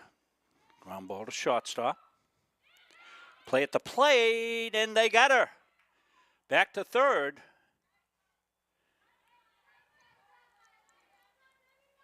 They won't get it, but they got the leading out at the dish here. You see the play coming in. That's a nice job by Anderson on the tag. And got the lead runner at the plate. Well done.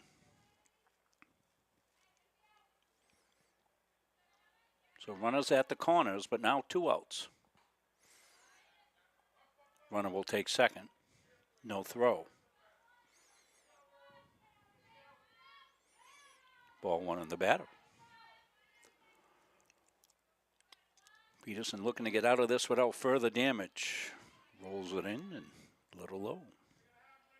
2-0, hitters count here.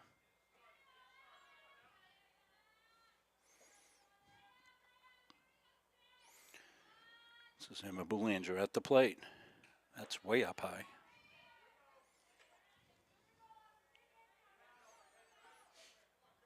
Three and 1.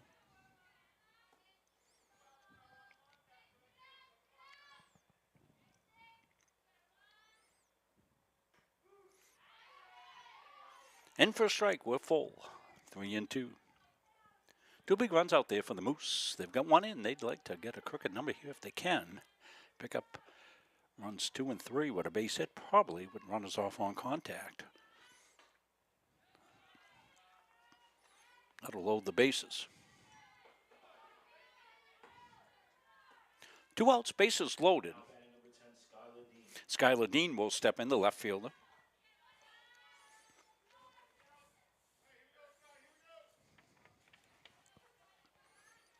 Good opportunity here for the Moose. Poured in, strike 1 on the inside part of the plate. Autumn Peterson.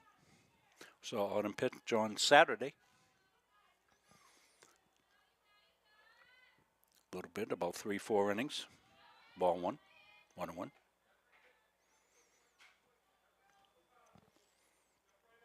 Lauren Wood with a beauty in game 1. Shutout victory for the Mustangs. 8-0. It's fouled back off. A little bit fouled off the catcher and the umpire. 2 for 1 there. Big situation right here. Bases loaded. Mustangs looking to get out of this. Only giving up the 1 run. Moose want to explode. And good job by Autumn Peterson to get out of further damage here with the strikeout of Skylar Dean, and that'll do it in the first inning. The Moose pick up a run. Could have been worse for the Mustangs. But we'll move to the bottom half of the first with the score 1-0 Moose. I want to thank you for joining us here. We'll continue to have all the Mustang spring sports on, the baseball, softball, that continues throughout the course of this month. Very short, abbreviated season always. And we will pick up and be able to stream select Moose games. Not sure when the Moose will ever be able to play at that Piggery complex, but actually for us it's a lot easier if they move games down here. We know we can stream from Morton Field. They tell us we can stream from the softball field, but we've never been able to connect with anybody to get us any help on that. So we're still not sure about that. We hate to promise anything to fans and then not being able to do it. We're kind of busy with everything going on with the games, and I've just moved into our new house that we had rebuilt after our fire last year, so I'm busy at home as well. So Chris Hart, if you're listening, if you can connect me up with the folks that can help me out there at the softball field. I have no idea who to contact or anything else like that, so. I know we don't get good cell connection down there because I've been down there with my granddaughter. So it'll be Olivia Gallant stepping in. The center fielder will lead off here for the Mustangs. And McCormick will throw in strike 1.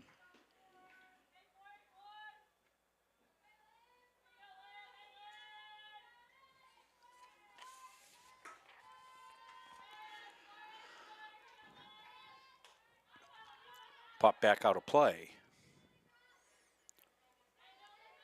Kanuski not able to have the room to be able to do much behind there. Kenzie did a good job behind the dish in game 1 for the Moose.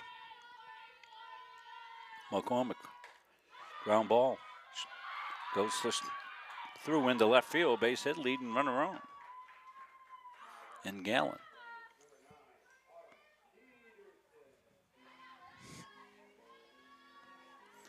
Bring up Autumn Peterson, pitcher in game 2.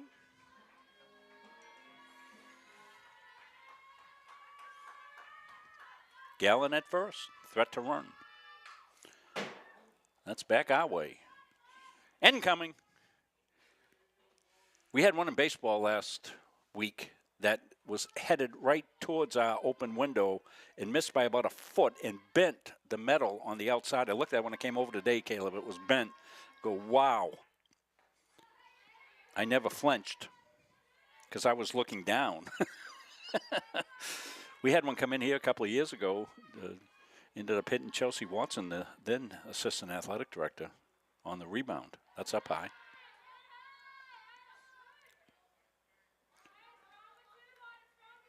One and two, nobody out. Gallant at first base. This is Autumn Peterson in.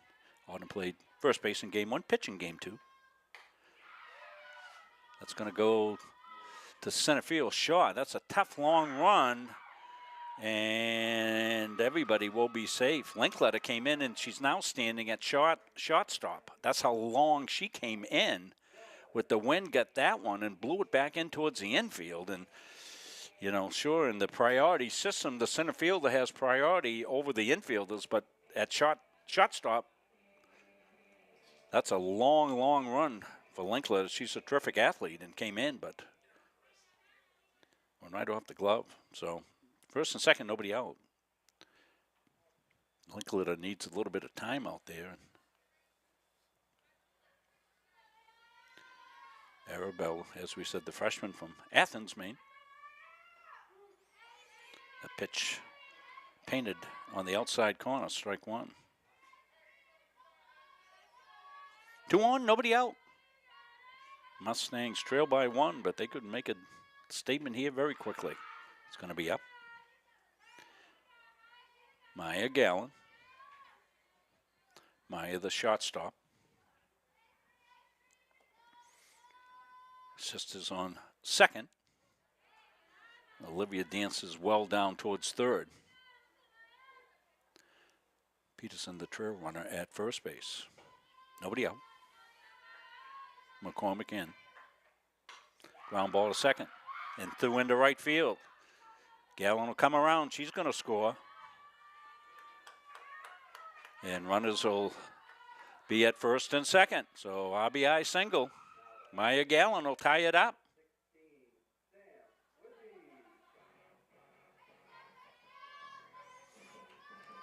So runners at first and second now. Sam Withy will step in. Still nobody out. Tied at 1. Sam will take strike 1. Sam had hit in the first game.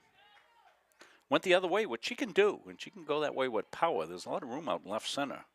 She can hit that alley. Not going to hit anything on that one. She'll dance out of the way of it. 1-1. UMA had gone ahead in the baseball game 5-2. Bottom of the 7th inning when I left it. Ground ball up the middle, base hit. Peterson comes around. She's going to score. And makes it 2-1. McKenna Ridlin will come up. Still nobody out. Mustangs have put the ball in play here in the second game.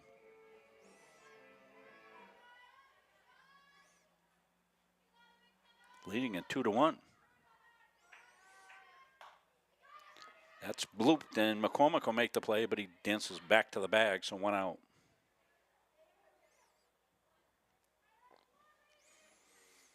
Not a infield fly, because it was more of a humpback line drive. Good non-call by the umpires there on that one. Fake bunt. Anderson pulled it back.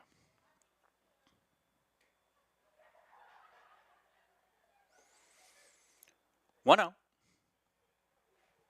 Maya Gallen, the runner at second. Sam Withy at first for the Mustangs.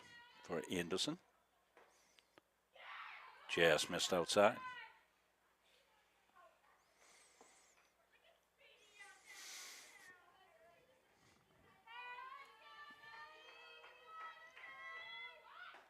Fake bunt.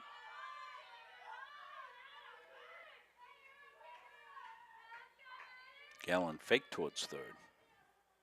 It is a little bit more difficult for the left-handed catcher to throw to third base. And ball 4, load him up.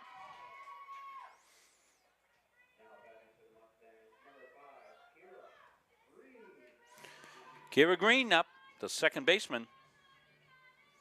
And she's got a chance to make magic here. A little Mustang magic. Moose will bring the infield in. Even in the first inning of this game, try to cut that run off at the plate. It's a force at every base. Fouled off.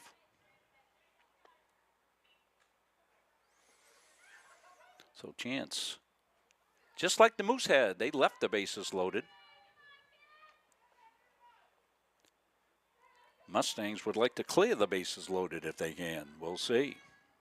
That's on the corner, but just a little bit low. 1 out. 1 the count.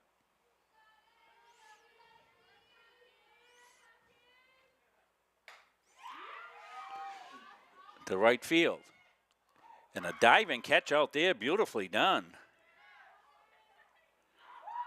And the run will score. On the sacrifice fly.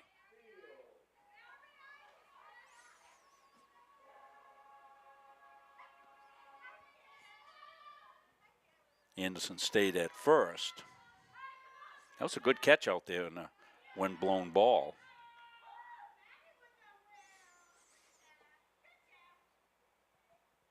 Madison Anderson scampers into second, so runners in scoring position, now 2 outs. Swing and a miss. Olivia Field. Olivia playing left field as she did in game 1. She got a chance for a couple of ribbies. Ducks on the pond here for Olivia. Just outside.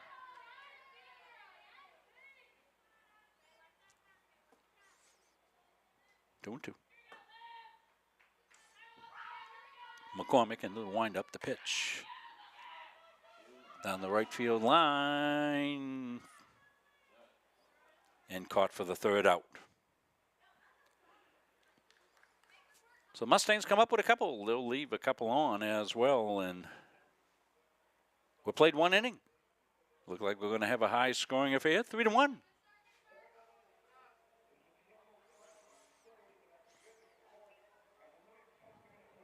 See if McKenzie can see the scoreboard down there. Or maybe Caleb, see how baseball's doing here. Get an angle on it, it's a little bright. It was 5-2 last we checked down there.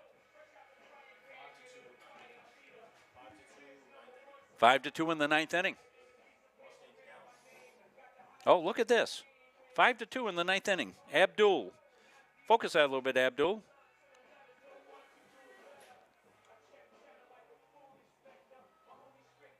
Good enough. 5-2. We can see it from the camera here. I don't know why I never thought of that before. You got to have a smart kid like Abdul with you. I want you to come with me, Abdul, as I start to try to do my taxes for this tax season. I need a smart kid to figure that out for me. Huh? Of course, all the money you make from work study, Abdul, I don't know. You probably got to pay $1 million in taxes. Huh? We're so happy to have our interns here. A nice program we'll put together here at CM. So we've got student interns able to help us out, and they get work study time and learn a little bit about technology and such. I'd like to be able to do something like that with the UMA. Get some kids working with us. Teach them the ins and outs. Peterson, strike 1. She left the bases loaded in the 1st inning. And her mates came up, got her a 3 spot. She's looking for a shutdown inning. She's candle pins for cash on that one. That's a little low. 1-1.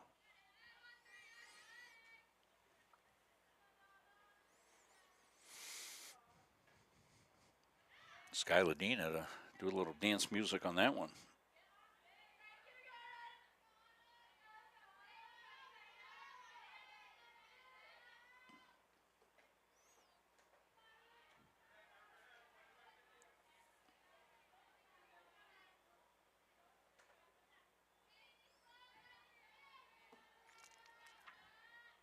The Rock the Fire.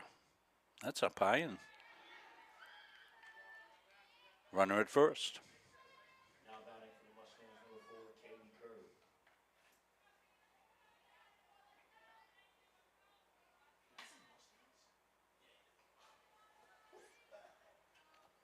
So those would be Kerr up. I'm sorry, that was Lunnett now at first base. Emily Lunn, number 13. I think Skylar wore 13 in one of her sports that she played, as I remember. Might have been soccer. But this is Kerr up now, runner at first base.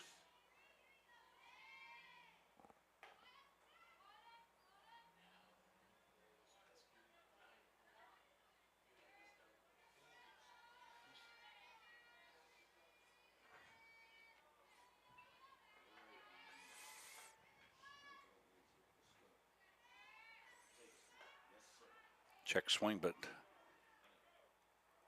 they said she didn't go. Said no swing.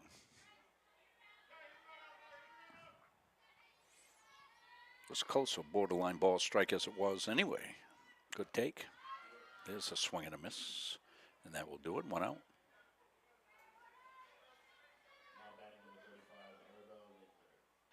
They'll bring the top of the order up in Linkletter.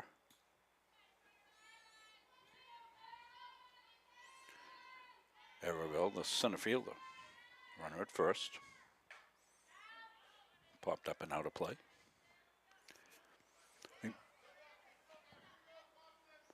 Baseball looks like it's over. Moose win 5-2. That's a big win for them. Up high.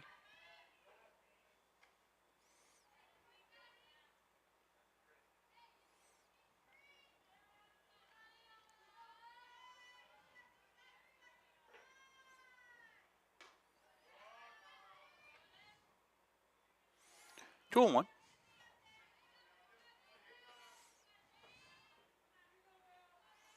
Top half of the second inning. Linkletter takes high.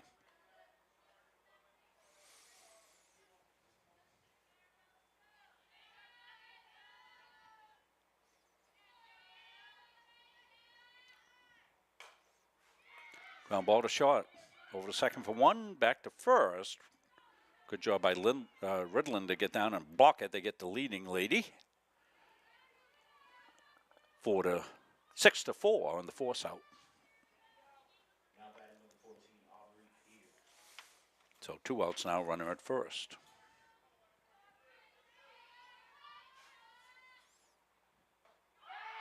Runner goes, throw to second, not in time. Linkletter gets a stolen base. On ball one. So Vince Linkletter to second.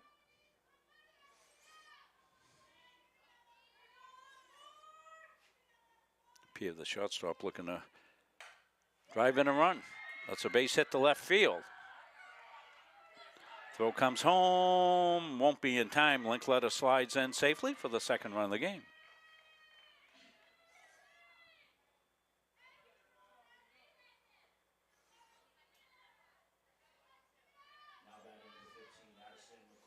So that makes it 3-2. McCormick comes out.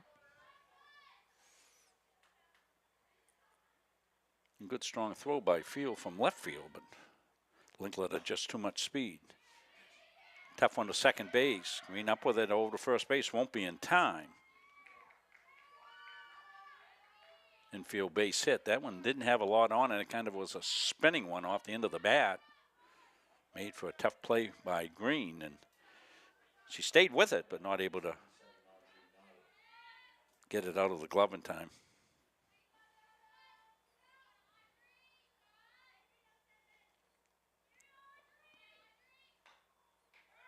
Swing and a miss, strike one. So 2 outs, runners at the corners. 3-2 game. Moose have scored 1 in the first, 1 so far here in the second, threatening for more. Peterson trying to get out of it. Swing and a miss. Runner takes second base, no throw. McCormick now in scoring position. And Peterson looking to concentrate here and get the batter. Good block. Madison Anderson doing the low ball technique. One of the neat things about turf is, you know, you're going to get a true skid or a true bounce on the ball. You go down, stay square on it, and you can usually block them. Back up the middle. Going to be trouble. That's going to score a run. So back-to-back squibbers to second base. Infield base hits have tied the game.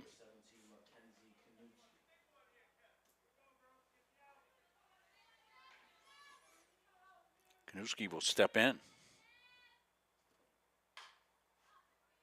Popped up right side foul.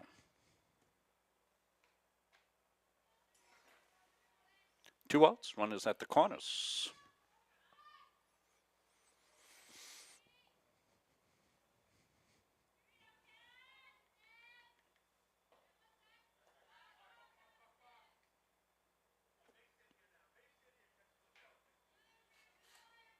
Niles scampers down to second base with 2 outs. 1-1 to go. Base hit left field. That'll score a run. Comes to play at the plate. Won't be in time. So 2 runs will score. That makes it 5-3.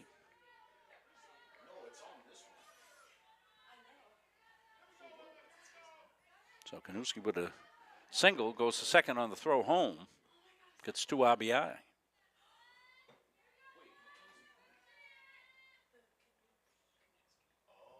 This is Boulanger up. And Boulanger takes swing and strike 1.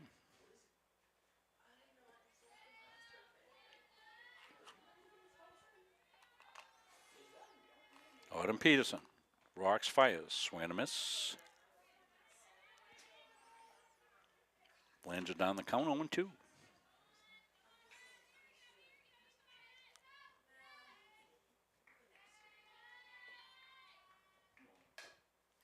Chopped foul right side.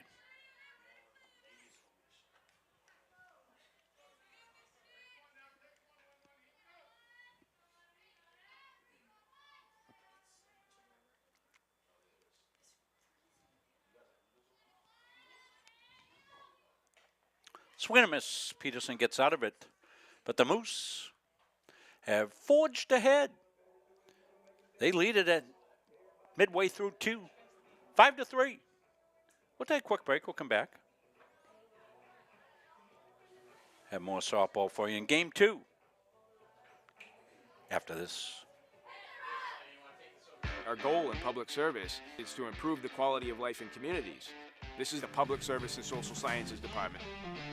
We originally started with criminal justice, and then we added more programming. I'm in the forensic science program. I want to become a state fire investigator. State trooper. I want to be a game warden. Forensic psychologist. Behavioral health professional. CM offers a lot more hands-on learning than most places. The only way to give them that experience is to do that through immersive scenario training. You actually dust for fingerprints. Learning how to go through, take pictures, what to look for. We are the only college in the state of Maine that offers a 3rd-year advanced certificate in police operations. It is a great way of excelling your career and jump-starting you onto that path. The Public Service Simulation Center allows us to fully implement an immersive training environment. Can I see your other hand? You just don't want to get boxed in. And We teach de-escalation and empathetic communication to better address community needs. The instructors are awesome. They really care about our education. We have people that teach who have been members or are actively members of these industries. This is a one-of-a-kind program. It's prepared me to have a step up in my professional career. Here at the school, they're really invested in our education. It's a nice environment. Strike 1 in here as we are in the bottom half of the 2nd inning.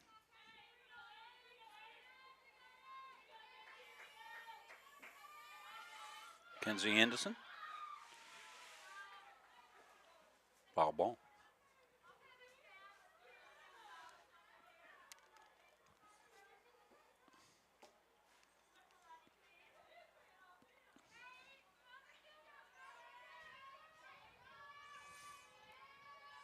I think Caleb Lamson along the box score for game 1. We know some of you had just come in and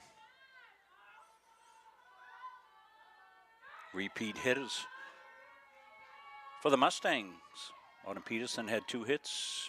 Maya Gallen with 2 hits. Those are the repeat hitters in game 1. Taking a little off. That's a ball.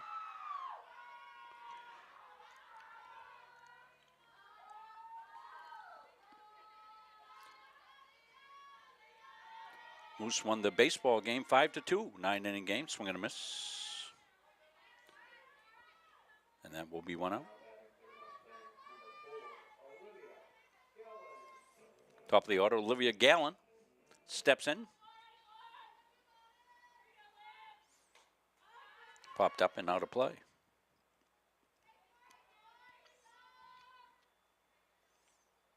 See a little soccer going on in the little tweener field out there. So they've got some play days coming up. Fouled off. This weekend? Yeah, Sunday, men's play day. Women had play day, I think, on past weekend, did they? No. Oh, that's coming up. They have one weekend during the spring where they can bring teams in and have a play day.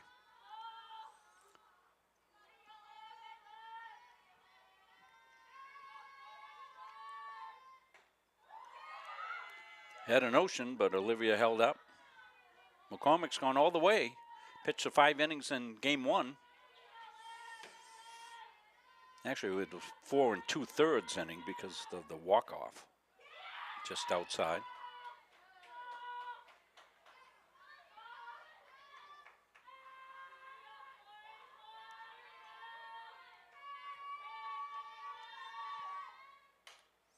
That's popped up. Third baseman Niall under it, put away.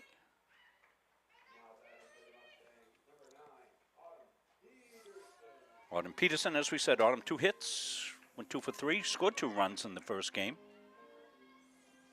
Had an RBI.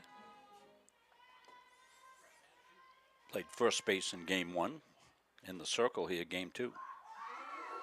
That one bounced up. One out, nobody on.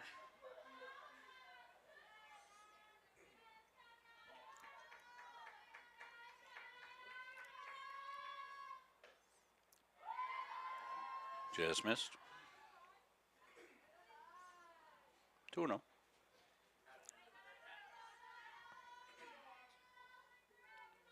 Two outs. All right, yeah. 2 outs now. That's a ball. 3-0.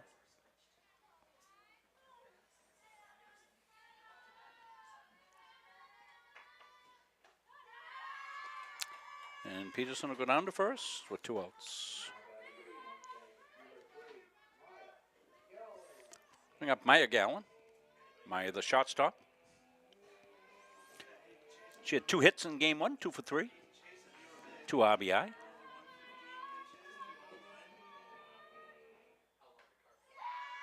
Ball 1.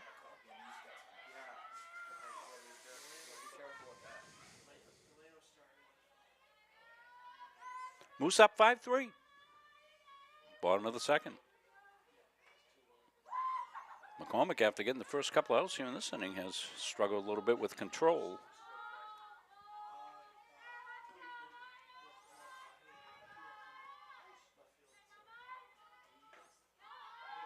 That one will be out. 3-0.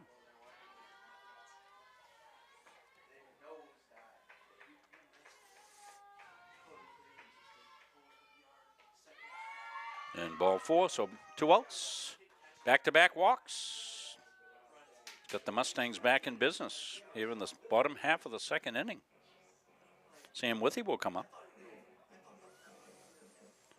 We've got a conference at the mound.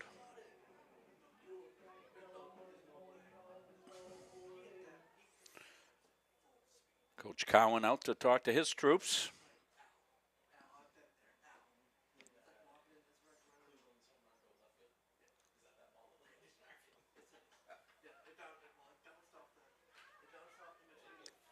A lot of the infield in shadows, as you can see from Abdul's camera look. Here's the look behind the plate.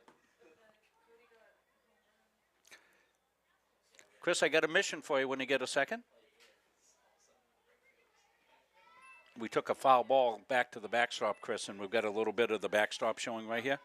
So we got extra hands up here now as Patrick Dexler and Chris Wheeler finish their production of the baseball game. So we'll send Chris down, fix that home plate camera there, and get that. That's a piece of the chain link. We're peering through one of the little chain link holes. That's how we do that. You'll see that get fixed here in a second. Sam Withy on the corner for strike 1. 2 outs, 2 runners on. Mustangs would like to get cooking. Sam went hitless in the first game. That's up high. 2-0. We'll go to the home plate. We'll go to Abdul's press box cam until we get that one fixed downstairs. So we'll make you seasick. Left side popped up. Going to be a tough play. It'll go foul.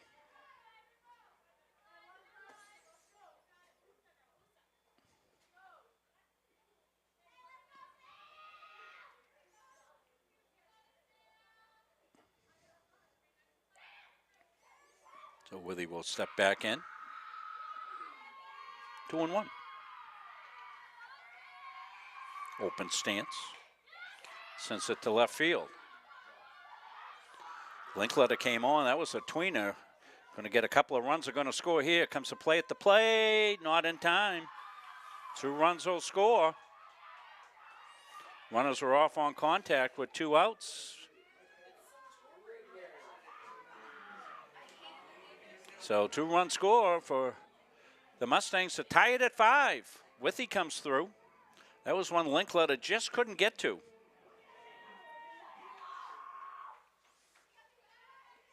Withy will end up on second base. Gets credit for 2 RBIs on that. Pitch on the corner, strike 1.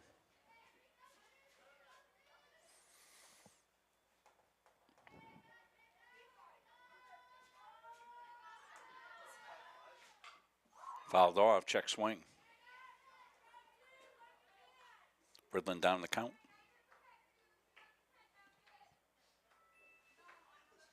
McKenna was hitless in game 1, 0 for 3.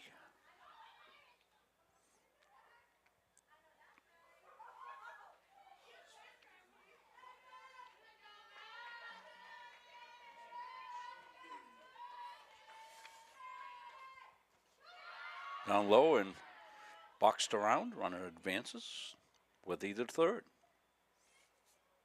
On the wild pitch by Addison McCormick. As we told you, Addison 4 2/3 innings pitched in game 1.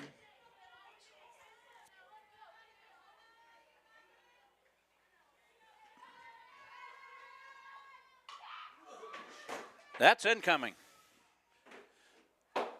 Did it come in? No. Okay, well. Headed back up the press box. Our Chris Wheeler overacting. It never even came into the press box.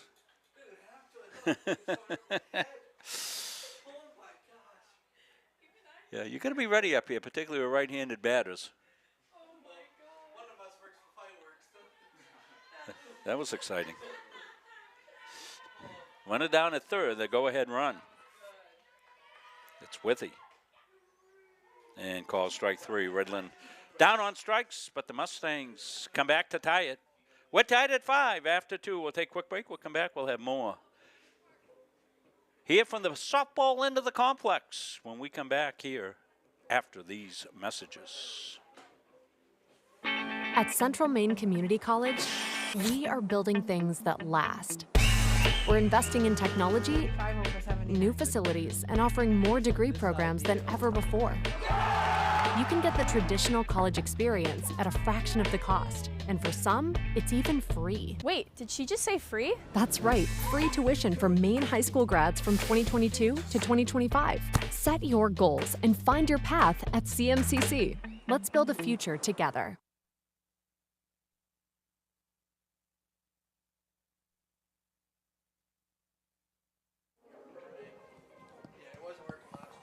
New game here, tied at 5 as we head to inning number 3.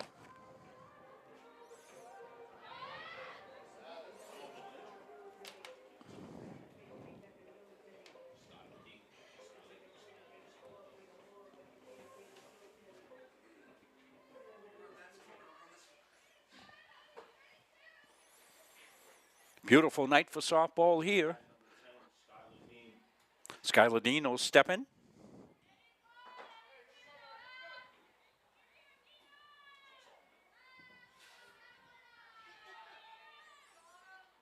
Autumn Peterson set to rock and fire. Ball 1. Top of the 3rd.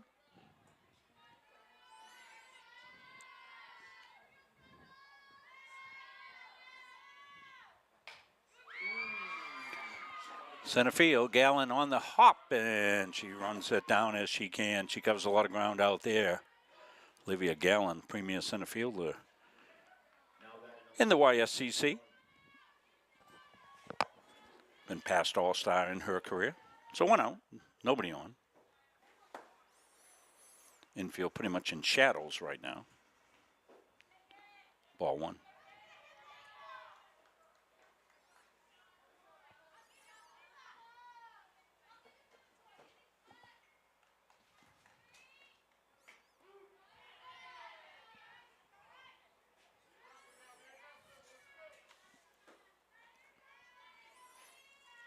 Emily Lund, the batter.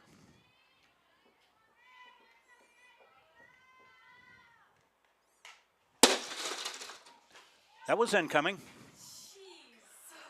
Fouled off.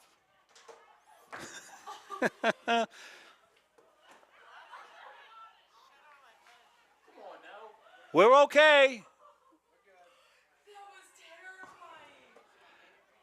Now do you see why Oh.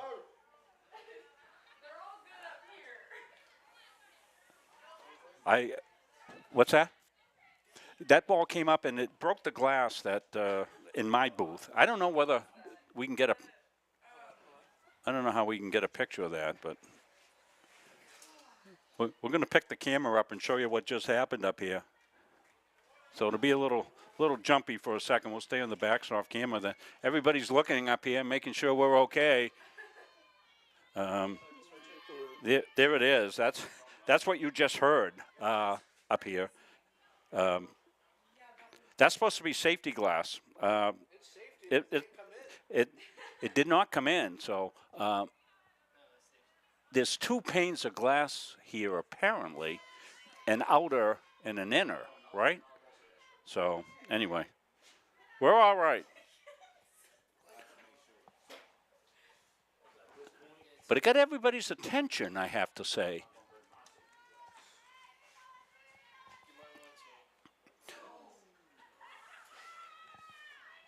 So Lund will go down. She's already done some damage this inning, but it was up here in the press box. So we'll get our scoreboard updated here in a second. We're putting the camera back into its location and all. Wow. I never saw the ball because I'm always looking down at the monitor to switch the cameras as needed, but I certainly heard it. Are you okay, Ron? Oh yeah, I never saw anything, so everybody's wondering if I'm okay, and I never had any idea it was happening until I heard crash, and then I looked up and I saw, oh, the window broke. But safety glass, very appropriate here. Whoever designed this place, good job. And it's all trapped in the screen. Yeah, so it's all trapped in, so. Well, we might make, I wonder if we can get on Sports Center. Did you get it? No, we didn't get it because we were on the camera behind the plate. So let's get caught back up here. The count is 1-1. Runner at first base now is Lund.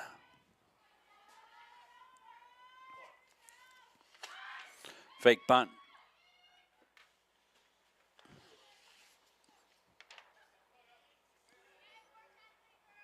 So call maintenance, Patrick. Need Dan Graham over here to fix things up for us. Dan, if you're watching, come on over. That's high ball. That's 3 panes of glass that have been broken on this side. None over there. Yeah. Well, softball's a lot closer, I guess. Well, I'll tell you why it is. Here's my theory, and I think I'm right. You have more right-handed batters than you do left-handed batters.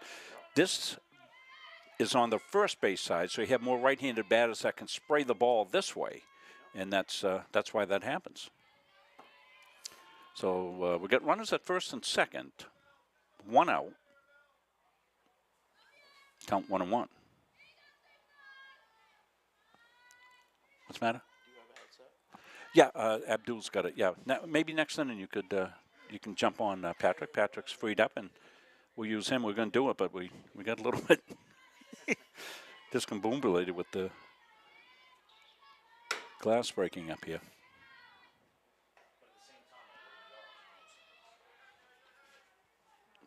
Yeah, we'll get Patrick on pretty shortly here. Abdul, you want to pass that over, that headset over to Patrick, and we'll bring his sound up, and Patrick can do a little recap of the baseball game when we get a second. But we got a good one here. 5-5. We're in the top half of the third inning.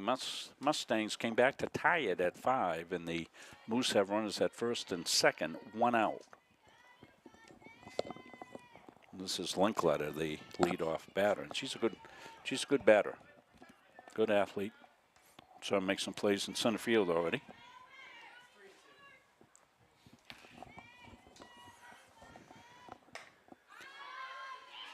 That's popped up. Second base. That'll be the second out of the inning as Green was able to corral that one. Now batting number 14, Aubrey Pierre. So Aubrey Pierre, the shortstop, will step in. And I'll give a quick tease. No shortage of action at the baseball end of the complex today. Okay. Well, stay on between innings, Patrick, and that'll be a good time to do the recap of the baseball action. Moose with a victory down there. 5-5 here. Mustangs won the first game here. 8-0 walk-off fashion.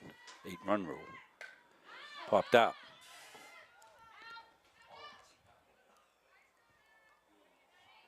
And that went back. Not a lot of play there. Abdul's hunting around like he's on a scavenger hunt trying to find the softball there on that one. Went up and disappeared. We can't see it from where we are. That ball was gracious enough to glide over us.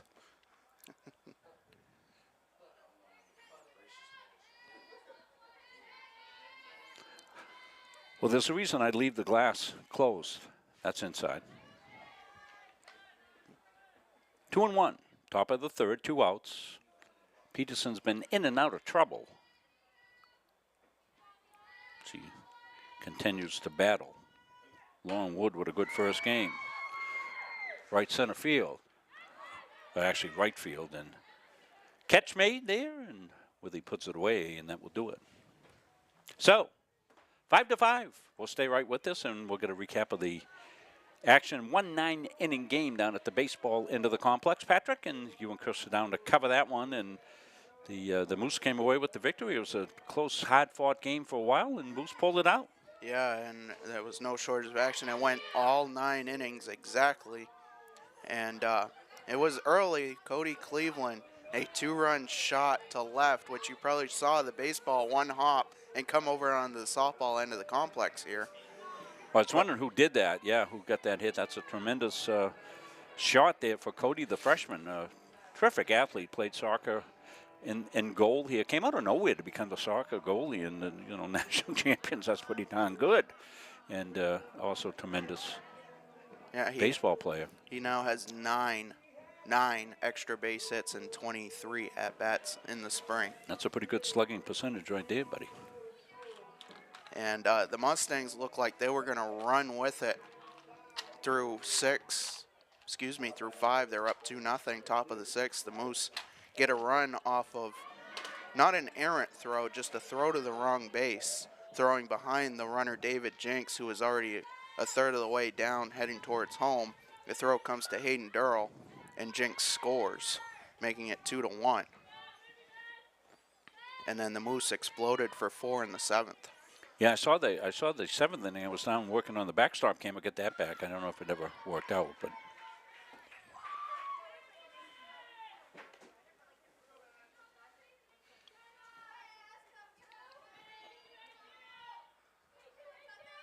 we have a wireless setup down there, and cold weather's not a friend of electronics. Bunt attempt. So Anderson. Lead off batter here in a 5-5 game, bottom half of the 3rd inning.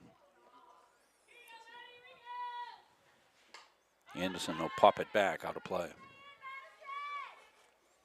I almost get nervous every time a ball gets popped up that might be heading this way.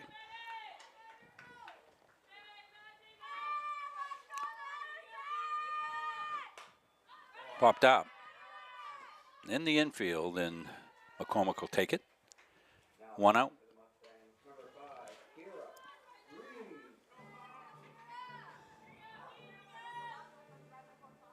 Kiera Green will step in. Sophomore from Shakopee Valley. 0 for 3 in the first game. Ball 1.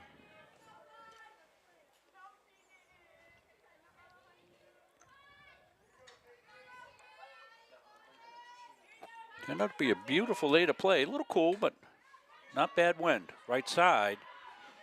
Belanger scampers back to first base, and Emma with a good play down there at first.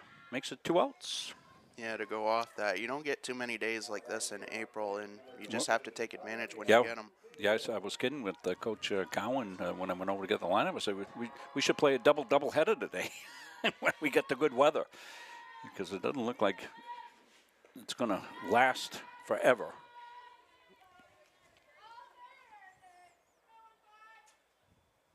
So we'll go over the games as the roulette wheel continues to spin on the games and changes even from what we had before. That's down and out. Well, I think Mother Nature is starting to cooperate a little bit, because if the weather holds, I think we'll be able to get Sunday night in, which will, as you said, we'll talk more about that. Yeah, those games scheduled for evening on Sunday.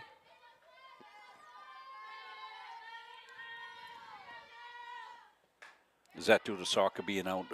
Yes. For their play day on Sunday. So that was already scheduled. Of course, there were no games originally scheduled, and then they got pushed. Games got pushed to Sunday. The Monday games won't go. They were supposed to play SM here. It was SM home game, but SM said, no, we'll wait. We'll play that. I think it's going to be on the 27th. We can take a look at, I made a little graphic for myself. We can go over that and take a look at it. So upcoming here on the 13th, UMA will be back for 2 games on the 13th. Yep, double header, 5 and 7 both sides. Well, it says 12 p.m. here on the 13th. So I don't know whether that time change got made.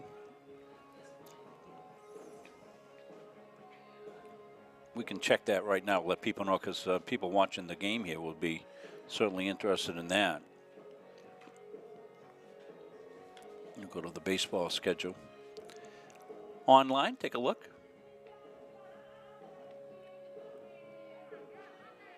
Yeah, so those are going to be, let's see, 5 and 7 on Sunday because of the games that are going on for soccer. So 5 and 7. Hopefully the weather will clear up for that, so that will be good. The Monday games are off, but the Tuesday games against Southern Maine that originally were scheduled are going to be on Tuesday the 15th.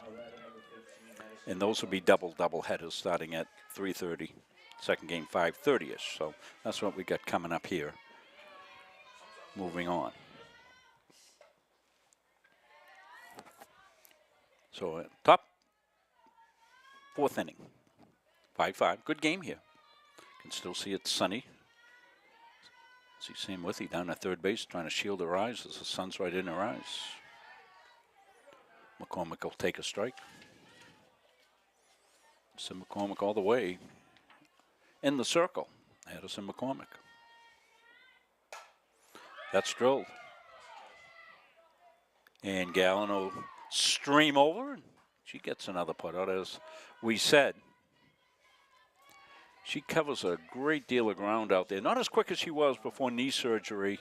Seen her slow down on the bases a little bit, but still, she can get after it like nobody's business out there in center field. What a luxury she is, Patrick. Yeah, and it doesn't matter. She's going to go for every ball, even if she can't get to it. So base hit for Nile. Niles had a good game.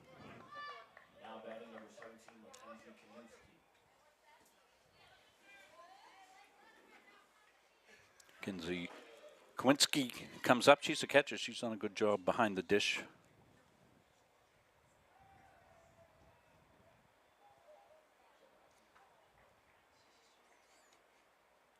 Rob Munson here on the call, as we have been, and Patrick Dexler joining me after his game was over. Got a delay here. Not sure what's going on with Audrey Nile down at first. It's getting a little chillier, and could be a case that she might have pulled a muscle there. We can take a look down there. Give you a look down there with her trying to stretch out a little bit.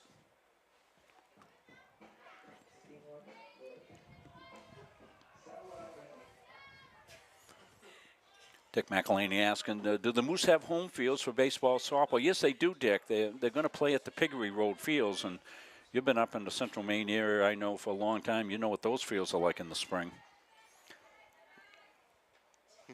The short word to describe it right now would be unplayable. Yeah, they have been unplayable, so not sure. They can move some of the games down this way. They have played down at Lewiston High School. That's in for a strike. We have not been able to stream those games from Lewiston because we're not sure of availability to be able to stream from there, and plus all our equipment is already located here. That's fouled off in the box, so be a foul ball. The Moose and the York County Community College Hawks scheduled for baseball action Saturday from Lewiston High School before they turn around to play here Sunday. Right. Everybody's trying to squeeze their games in. That sound low. Now will advance. She looks okay going to second base on that, so that's good news for her. If you have turf, you can play. That's been the theme this spring.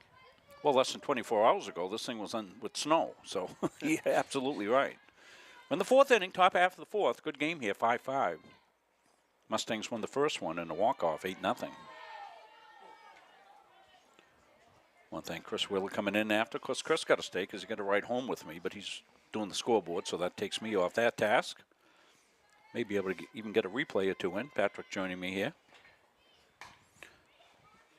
Ground ball to third. Withy up with it over to first to Ridland, back to third. Good play. Good job, Abdul, on the camera work there, but Niall beats the throw to third. So she'll advance to third with 2 outs. Emma Belanger will come up, the first baseman for the Moose. That go-ahead run now 60 feet away. You got to figure the scoring's not done in this one, Patrick. 5-5. Moose have scored 13 runs today. Swing and a miss. Autumn Peterson, the 3-sport athlete. In the circle here, game 2.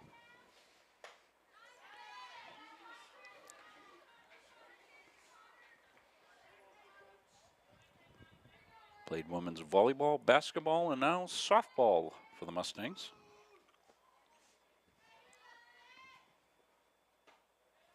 Ooh, poured that one in. That just missed the corner. Wow. That would...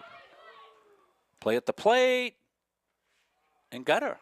Niall tried to sneak attack in from third base and ran right into the tag, ran right into our camera, which was good because I had no idea she was coming. Well, that's going to wrap it up. So Belanger will lead off in the 5th inning for the Moose, and Mustangs will come to bat. We'll take a quick break. We'll come back. More after this. Do you know that your current annuity might not be the best fit anymore? In today's markets, there are new options that could offer greater flexibility, higher growth potential, and even enhanced benefits that can be specifically tailored to your needs. Upgrading your annuity doesn't just mean better rates. It's an opportunity to explore these new innovative options designed to help you get more out of your investment. Don't settle for outdated terms. Contact us today to learn how upgrading your annuity can open the door to better opportunities in your retirement.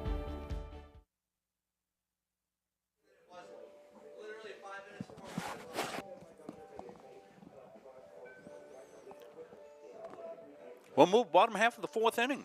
Rob Munsing, Patrick Dexler, Abdu doing the camera, Chris doing the scoreboard. Beautiful night.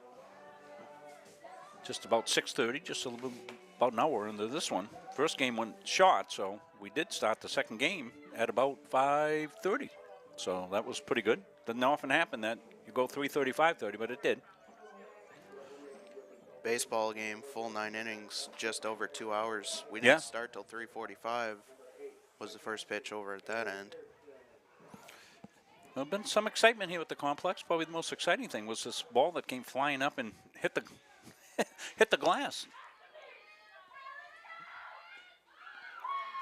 Bunt attempt. Counted as a strike. Mackenzie Anderson. Be Anderson, Green, and Field. 7-8-9 for the Mustangs as they try to get something going here.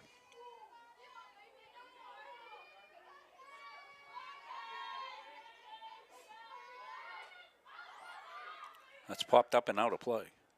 Anderson scampers down. I'm sorry, it's McKenzie and then Olivia Gallen and Autumn Peterson.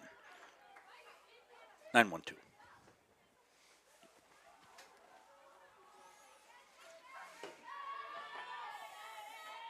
McCormick rocks and fires. That's popped up to first base to the pitcher. McCormick will come in and make the play and feels her position very well, and that's always helpful for a pitcher. So top of the order, Olivia Gallen.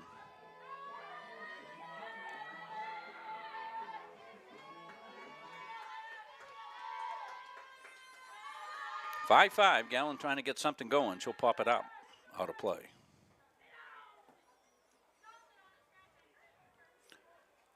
We'll need the lights on to finish this one, I think, tonight.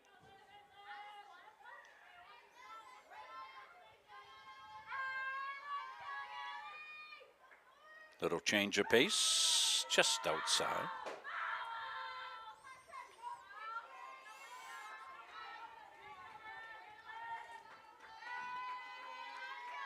Who's playing their first games of the season? Mustangs played over the weekend, played on Saturday, and split a doubleheader with Roxbury Community College. 6-4 first game Roxbury, second game by forfeit as Roxbury had somebody hurt, popped up in the infield. Niall will make the catch.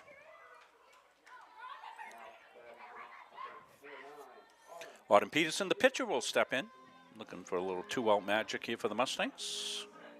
A lot of soft contact here the past couple innings. And McCormick changing speeds a little bit more than she had. An example of it right there, ball one. That got the umpire. Welcome to our world, Blue.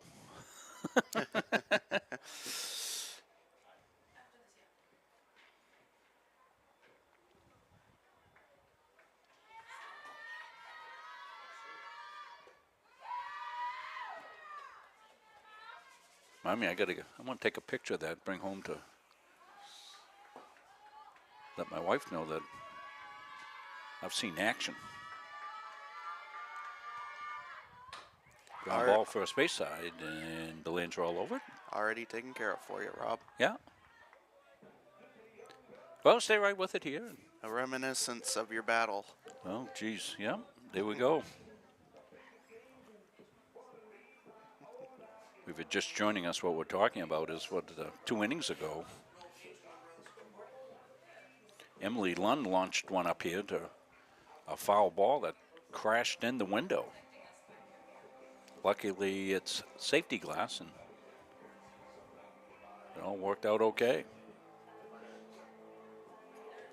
So I said I never saw it coming, as my setup is such that I have to, when I'm producing and calling the game, I'm basically not looking at the field. I'm looking at my monitor here.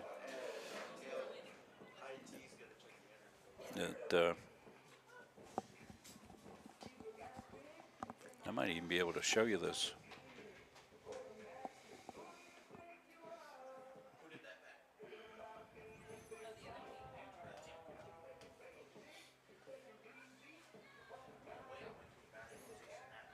I think I can show a picture of the power of this technology. this on my phone, potentially.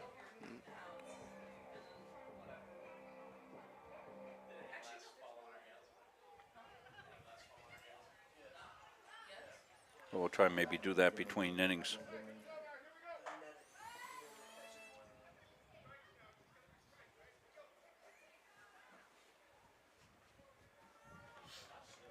So we're in the 5th inning, top half of the 5th inning. Autumn Peterson, all the way in the circle so far for the Mustangs.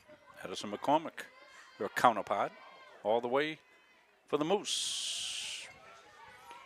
Belanger back up as she was at bat when the 3rd out was made at home plate. That's up high. Do you think it's too late to say it's time to call Portland Glass? Well, I don't know who does the glass in here, but somebody's going to come in. The old Sea Dogs chime on foul balls. Foul off right side. And everybody. Yeah, every time anybody swings a little late here, we got everybody up in the press box ducking. All the windows are closed up. Abdul's open up in there, and Abdul knows what his role is. He's running the camera here. He knows he's to throw his body right in front of that camera if the ball comes up here. And because we got Chris Wheeler warming up in the bullpen.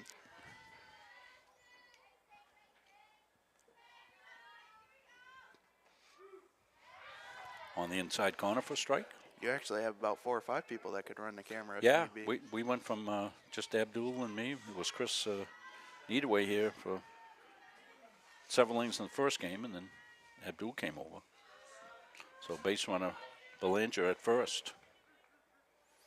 See Emma. That ball thrown through, but backed up by Gallen. Skylar Dean will come up. Similar to... Is this who hit the ball? Oh, it was Skylar Dean. Why till I see Skylar? She's going to get a bill. That's off the right side. To second. Bridlin came over, made the play herself. Cut it off from first base over to Scamper out. Runner moves up to second. Similar to the Moose baseball program, men's and women's basketball, for that matter, represented on both baseball and softball for the Moose. Yeah.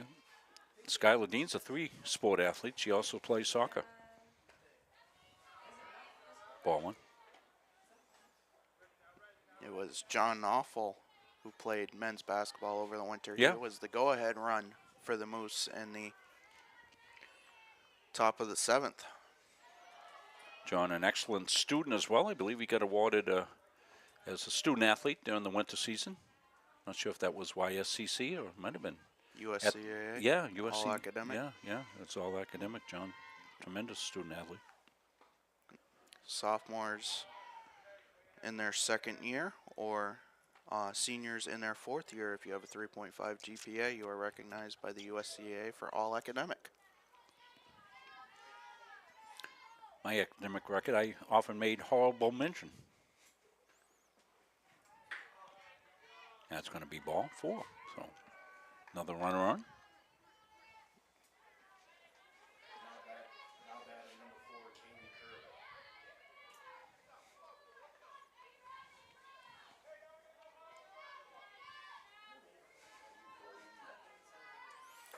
Kaylee Kerr.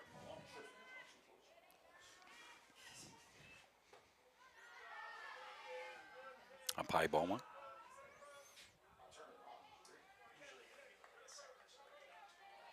Who's looking to rally up here? 1 out. They've got runners at first and second. Peterson's pitched out of several jams. I want to be up and into Kerr.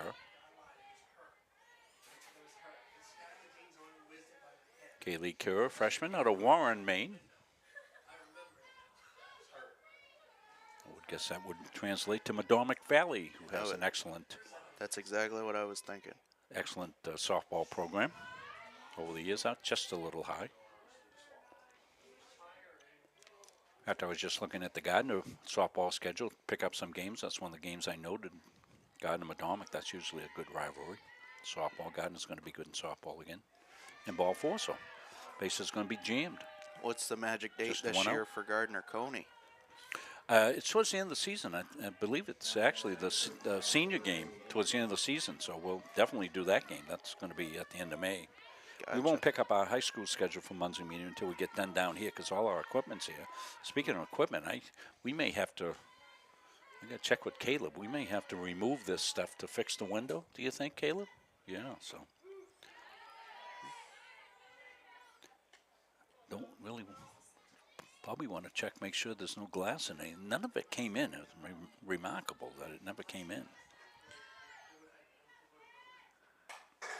Right side, second base. They want to come to the plate. The one-hop throw gets away. That's going to score a couple of runs. The play at the plate won't get it. 2-run score. Runners move up. So 7-5 now. Moose taking advantage. I believe the team split in the fall, Patrick, if I remember correctly. Yes, it was 10-0 and 5 for the Mustangs in game 1. The Moose and a barn burner 12-11 in game 2. And I think we're heading towards that. This is a high-scoring game. So runners second and third, still only one out in the 5th inning. Infield back, which is a little surprising. I think they'd want to choke that run off at the plate here in the 5th inning. That's down low. No advance. Again, as we said, even a wild pitch directly back to the backstop can sometimes come back so quickly you can't score on it. Not a lot of room here, unlike baseball that's got a lot of room there. That's up. So I look down the baseball, it looks like some youth teams out there practicing on the using the turf. Western Maine, I believe it's called the Mountaineers. The Mountaineers. Coach Palmer's son, Easton, part of that program. Oh, okay. Yeah, that makes perfect sense. Well, first base was open. They load the bases. That makes perfect sense, Patrick. This will bring up the pitcher, Addison McCormick, a chance for Addison to really help herself. We're going to get a conference at the mound. And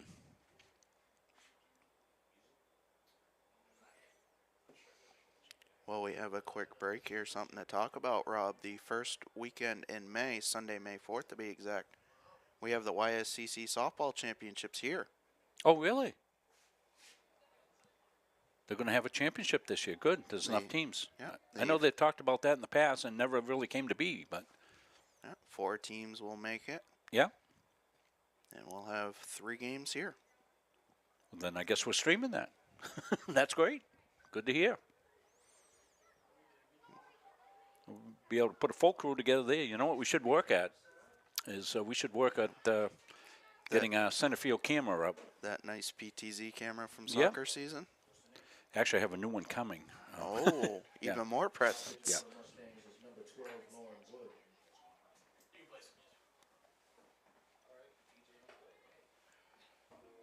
So Lauren Wood's going to come back in. Lauren's the winner in game 1.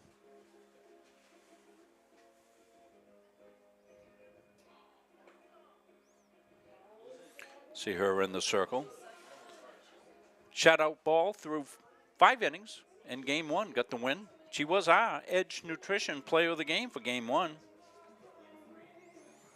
Congratulations to Lauren. We thank Edge Nutrition sponsoring our Player of the Game. The Edge Nutrition Player of the Game over at the baseball end was Hayden Durrell. He went 3 for 4 with 3 base hits. A rather quiet day, but nonetheless one of the outstanding players for the Mustangs in the game. Well, that's good news about the softball in May. As I said, we'll try to get that squared away so that we can.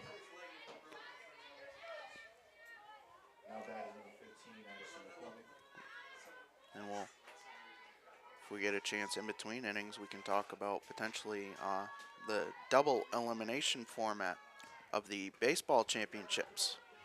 Go to third. That's blocked down there smartly. As part of the news release on Monday, released by the YSCC. Baseball will move to a double, with the automatic bid for the national tournament, they'll move to a double elimination playoff format. 1-1, bases loaded. Wood trying to get out of a jam here. Major juncture of this game. Moose looking to crack it open if they can. Wood ducking again. The catch, the play at the plate won't be in time, and the run will score. One of the times you may want to let that ball drop in foul territory. Now batting number 77, Audrey Nile.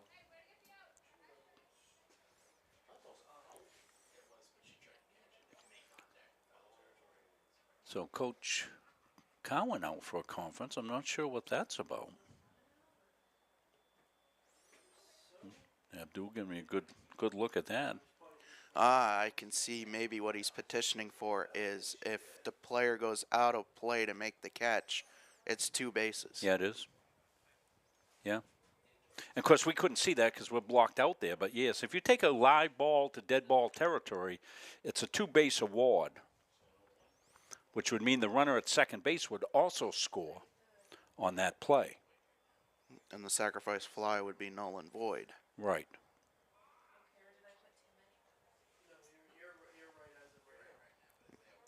Fall them down, Abdul. They're going to bring Megan out to talk to her, let her know what's going on. I lost a game at Mount Ararat back when I was coaching high school baseball exactly on that rule. Mount Ararat had drawn a ridiculous line, like was right in front of the bench that was pretty close to play. My catcher came over, made the catch, stepped into dead ball territory, and the winning run scored. We lost the game that way. I'll never forget it. So the runner at first should go to third. No. Right?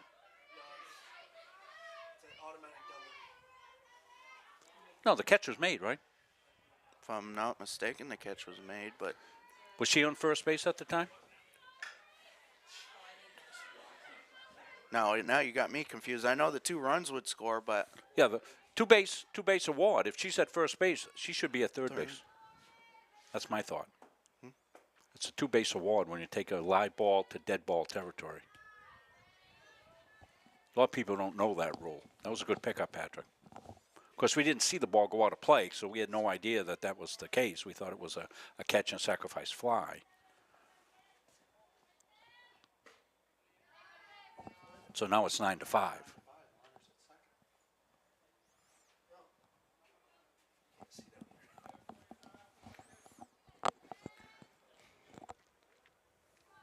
Bases were loaded, right?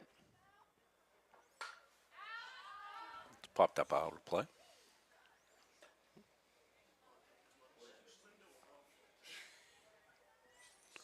Well, we have nothing to be afraid of up here. Everybody's ducking every time somebody fouls it off. The windows work. They'll break, but we'll be safe. Abdul, he's on his own over there with an open window.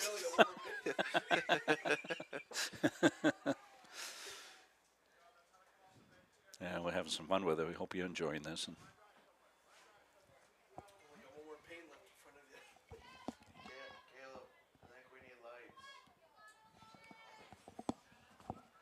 fifth inning, Moose have broken this open with 4 here in the 5th. That's fouled off right side. We're heading towards 7 o'clock here. Sunset at 7:19, so I believe we're going to have the beautiful LED lights turn on shortly. Yeah, and that picture will pop once that happens. Looks pretty good right now. You're seeing it better at home probably than we are seeing right here. The cameras really do a good job in low light. Here they come. No, look at that. Niall is the batter. She's attempting to keep this going with 2 outs. Wood outside for the walk. So runners at first and second. This inning continues here for the Moose. Moose looking for a split of the doubleheader. Now batter number 17, Mackenzie Kanuski. Yeah, if they can. Kanuski, the catcher, comes in. If they can put a crooked number up this inning, that will help them head towards that split, as they did back in the fall. That's fouled off.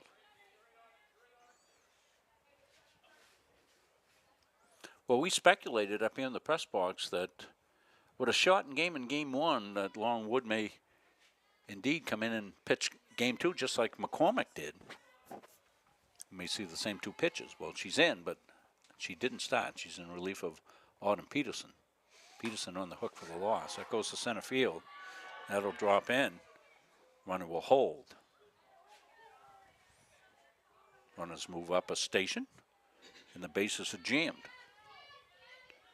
For Emma Belanger coming out. Moose definitely finding their footing in Game 2, and also not being out on a field all spring, you know. Yeah, walking away exactly. with a split is definitely not something to hang your head on. No, for sure. Yep, I think they'd be happy with that. Inside ball 1 to Belanger. As we said in Game 1, Emma of Aroma Joe's fame did a beautiful commercial here. Greg Glenn and Pliable involved with that. Our good friend Greg Glenn does our hockey for us. Swing and a miss by Belanger, 1-1. If you like what you're watching, you get 2 more games Sunday night. Right, same team's playing on Sunday. Yeah, there'll be a little revenge motive somehow, some way for all the teams involved. Instead, well, those would be 2 big games for in the baseball end of it. as Yeah. well. I mean, if you're the Moose, you know, coming in for a doubleheader, you get a split, you'd be feeling pretty good about going 2 out of 3. Yeah, Greg Glenn with a new sign at Hadlock Field. Excuse me, Delta Dental Park at Hadlock Field. That is inside at the concourse. Yeah, I'll probably never not call it Hadlock Field. I'm sorry. It's just one of those things that Pliable, a sponsor of the Portland Sea Dogs this year. still call it Boston Garden, you know, so us old guys. That's 2 arenas later. Yeah, I went to the old Garden back in the day. You'd get up in that first balcony. You'd have to watch a game like turn your head sideways because of the overhang. But it was great. Actually played at the Garden, Patrick. Swing and a miss. And that will do it. So further damage averted. But the Moose go out to a 9-5 lead. We're headed to the bottom of the 5th. Welcome fans of both teams in. As we said, we'll be doing Moose games as well. We just don't know where they'll be or if we can do them. We know we can do baseball because we did a baseball game in the fall, and that worked out okay. They had Ethernet access. We're trying to we're struggling with the softball location down there. I forget what the name of the field is. Patriot Field or something like that. My granddaughters played there, and they say that there's connectivity, but we got to get over there and check it out. But I'm not sure when they'll be able to play there. I encourage UMA to play all their games right down here. We're all set up. Beautiful setup. We can give you 2 cameras like this. And it'll be Sunday, both sides. It will be a Moose call. Yes, it will. Here in Mustangville. That's right. I'll have to wear my Moose sweatshirts and my Moose underoos for that game. But to talk more about the conference tournaments coming up, YSCC baseball, it'll be double elimination. So Thursday, May 2nd. If my math is correct. It's either May 1st or May 2nd. The top 4, actually it'll be May 1st. The 5 seed will play the 4 seed. Oh, Bowden Park at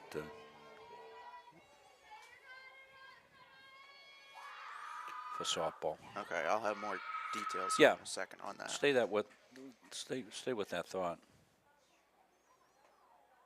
As I have it down on my phone. Double elimination. That's a good idea.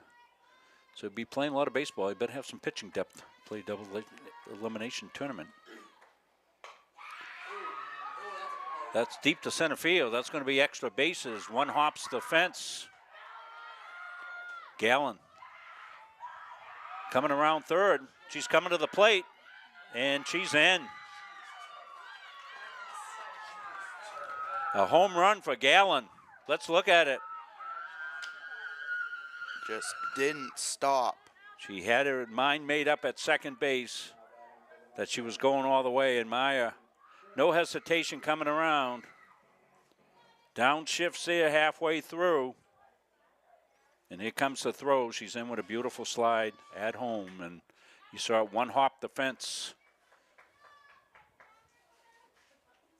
Glad we could bring you the replay. Chris doing the scoreboard really helps because I can concentrate on other things, so Withy will step in.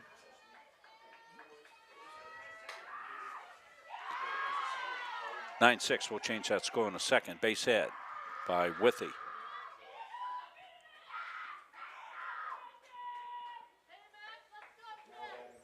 So you said there'd be more runs in this one, Patrick. That's how it's playing out. Sam Withy on first, nobody out.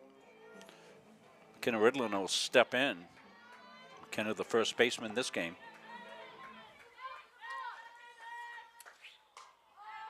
Popped up and out of play. So 1 strike. Nobody out here. 1 run in on the Gallen home run. Mine's had a good game here today. A good 2 games here today.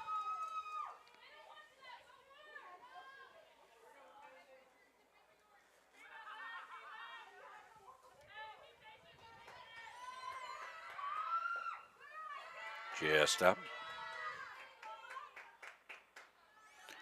Gallen, as we said, 2 for 3 in the first game, had 2 RBI in that game. Home run here in the second game. Excellent game. Just outside.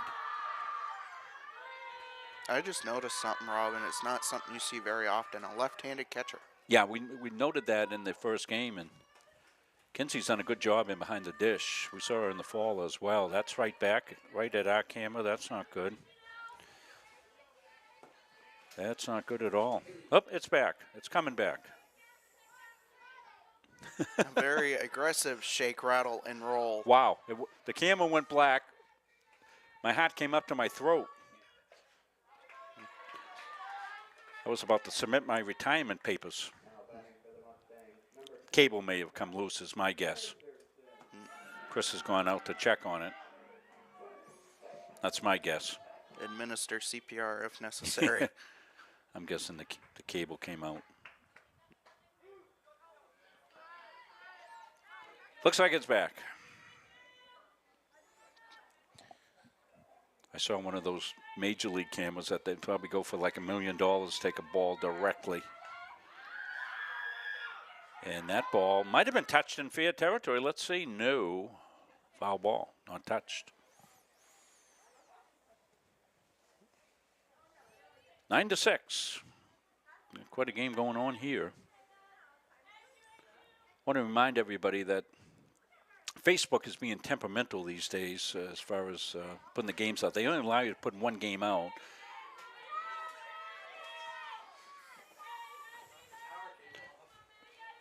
Knocked what off, Chris? That's what we thought. The camera powered down. One of the cables came loose. It's back. 9-6. That's popped up. Left field side. Skylar Dean comes in, makes the play.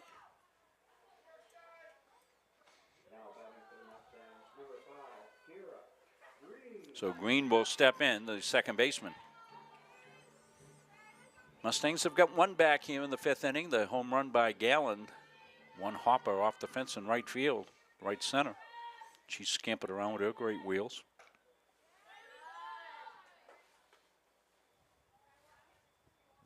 Sam Withy down at first base. She followed with a single.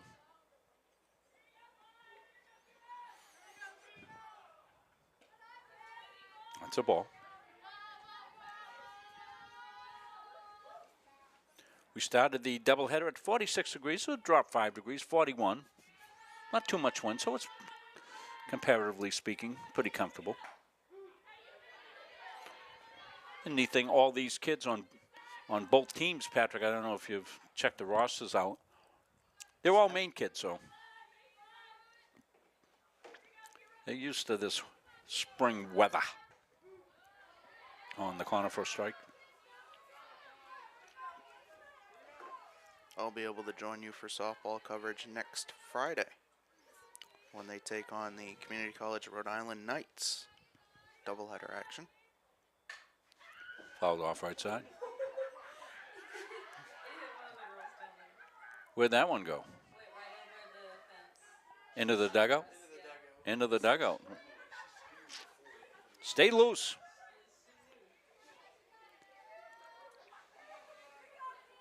Well, back in the days when women were women, the softball benches would be wooden benches. You'd be sitting right out there in the line of fire.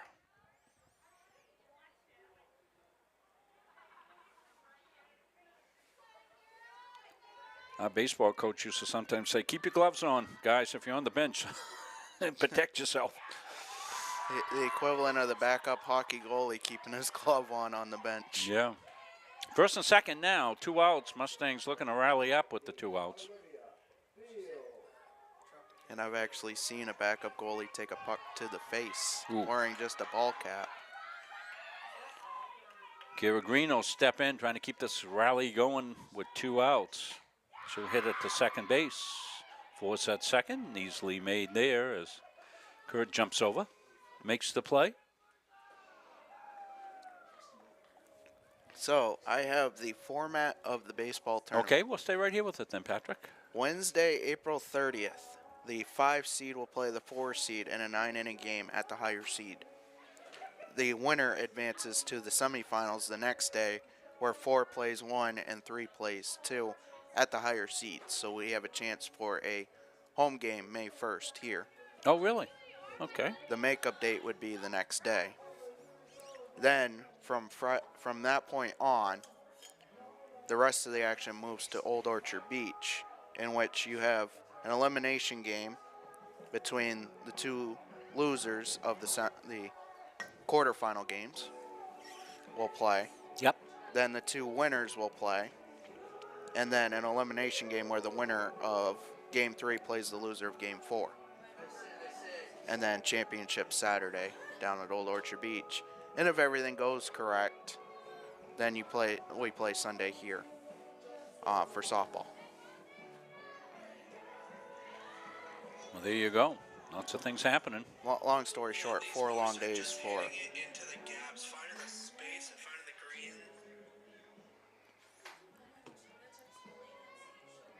Trying to bring the game up on YouTube, and I ended up with the baseball game. So, from where I had stopped it when I was checking.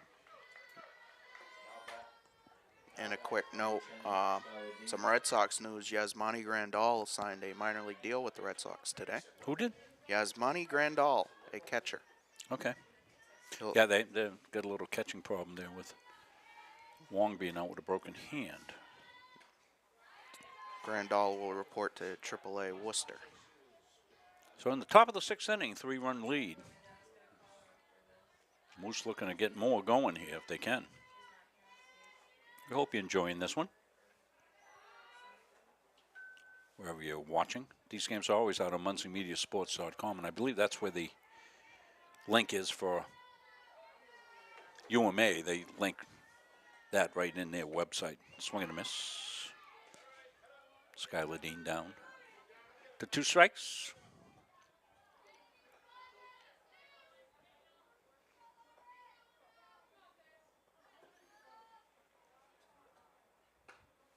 Swing and a miss. Dean goes down on strikes. Lauren Wood in relief. Want to congratulate Coach Steve Carey taking over the reins of Moose men's basketball. That's a great hire for UMA. Coach Carey, long-time basketball man throughout various levels here in the state of Maine, most recently with the Mustangs here as assistant coach and tremendous recruiter, which the college game is all about.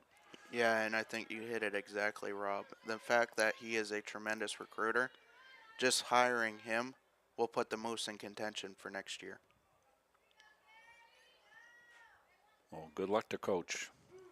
Of course, you can watch all Moose basketball, both men's and women's, here on Muncie Media, as well as Central Maine Mustang basketball. And all the sports. As we like to say, if it's on a field, on a court, on a rink, we'll cover it.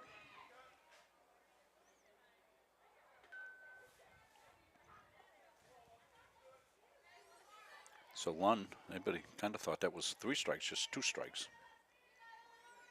Emily Lund. Now it's 3. Wood looks good this inning. Back-to-back strikeouts for Lauren. If you missed game 1 when we talked about Lauren, just coming back, she just got cleared medically yesterday. Had not even practiced with the team before starting game 1 and pitching a shutout. So that was remarkable. For that, she gets the Edge Nutrition Player of the Game for game 1. She'd been working with her coach. As we said, most of the pitchers have their own pitching coaches. And she came in ready to hum, chuck, hum, fire, and she did. Pitch shutout ball through 5 innings. Yeah, the only word I have for that is wow. Yeah, really impressive.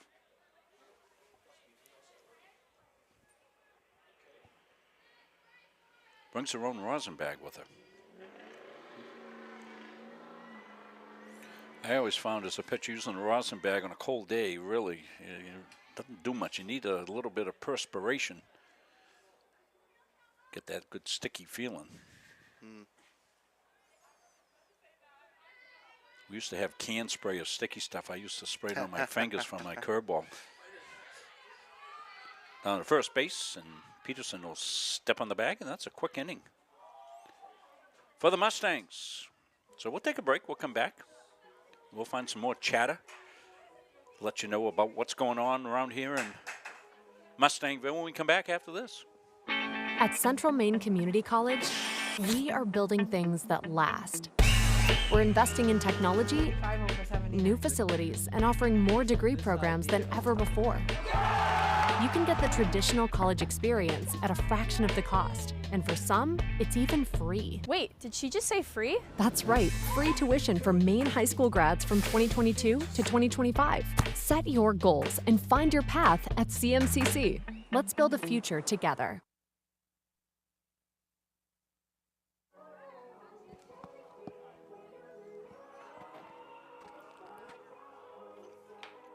I noticed the girls' music over here and boys' music down baseball, two entirely different things. Yeah, no question. Yeah, a little easier listening here.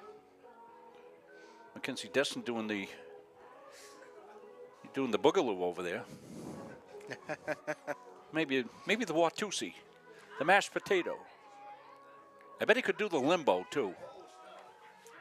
You might be dating yourself with some Yeah, of those. maybe.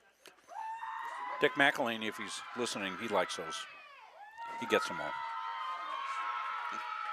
Dick, one of our big UMA fans.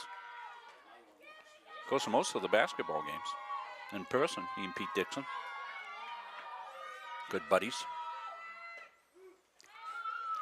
About 20 years ago, they were causing some trouble, that's for sure. None of us quite so much anymore, right, Dick? Foul back and we're ducking. Right into your living room.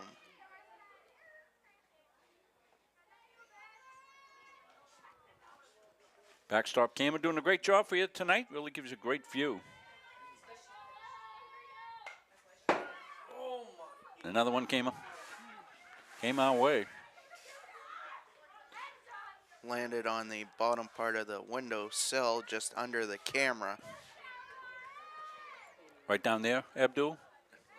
Okay, you know the rule, Abdul. Get in front of the camera. Protect it. There's a bunt and 2 strikes out.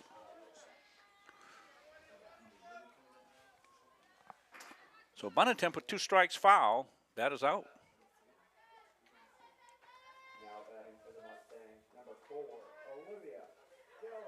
So Olivia Gallen will step in. She's put a coat on. 1 out. Right up the middle, McCormick knocks it down. The throw to first. Gets the speedy Gallen. She was able to just get right in front of that, knock it down like a goalie, and just flip it to first. Glove saving a beauty. Throw to first base. So quick 2 outs. Autumn Peterson comes up to walk-up song, Green Onions. Booker T and the MGs. I was going to say, Rob, Swing and a miss. That's definitely right up your alley. Yeah. Yeah, I don't know a lot of the walk-up songs. But you know some of them. Yeah, I know the old ones. I guess if I had a walk-up song at 72 years old, it would have to be by Limp Bizkit. So 90s rap. Okay. That's not low. I think I'd have to go some late 70s Renegade by Styx. Well, I think my walk-up song would have to be Sultans of Swat by Dire Straits. Oh, okay. Yeah, that's what I'd go with. We didn't have walk-up songs back in the 60s. We were using wooden bats with screws in them, keep them together. Peterson a walk with 2 outs, so base runner for the Mustangs. Getting towards the late stages here of game 2, you really need to get some base runners. Get the carousel going around on the base paths. Well, you got Maya Gallen up. Last time she hit a home run. 1 hopper in the right field fence, and she just came happy motoring around. A little change of speed by McCormick down low, ball 1. Pearson runs well at first.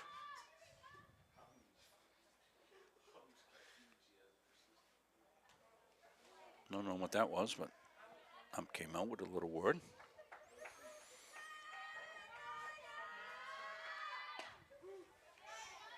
Good pitch right there. McCormick paints the paint right outside, down at the knees. Good take there by Gallion, not doing anything with that pitch. Right side. And that will do it. Catch made in right field by Opp, and that will end it. We'll move to the top half of the 7th inning. Mustangs will be looking for a shutdown inning. Really can't afford with only one at bat here to get any more behind in this one. The Moose leading it 9-6. Looking for a split of this doubleheader. If you joined us for game 2, game 1 went quickly and was a walk-off. 8-0 walk-off lead in 5 innings for the Mustangs.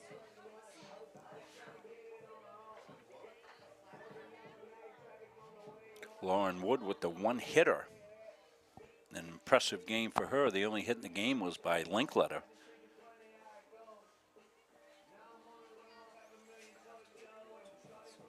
I'll give you her pitching stats. Wood went 5 innings, gave up that one hit, no runs. Walked 7, so she had to pitch out of some difficulty. Struck out 8 in that game. She faced 24 batters in that game.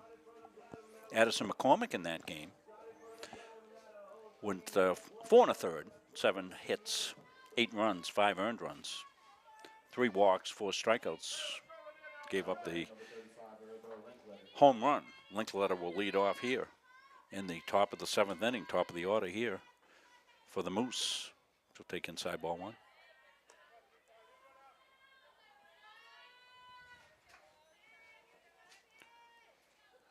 A dusk sky you see in the backdrop. Looks beautiful. That's a strike in there in the corner. Can't really see it. A moon arising out in dead center field. Just above the lights. Lights on.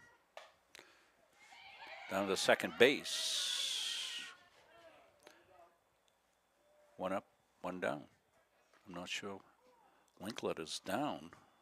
Not sure what that is. She's not sure what happened to her. Gosh, we hope everything's all right. I think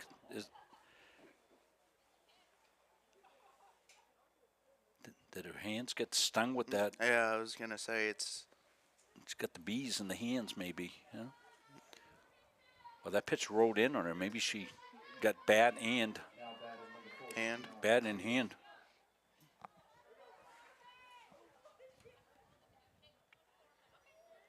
So 1 out. Right field, foul ball.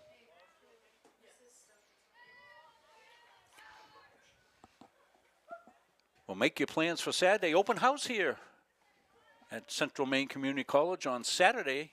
If you're interested in any of the great programs down here, come in, get a look. If you're interested in being a student athlete down here, come in, meet some of the teams. 9 to noon. 9 to noon.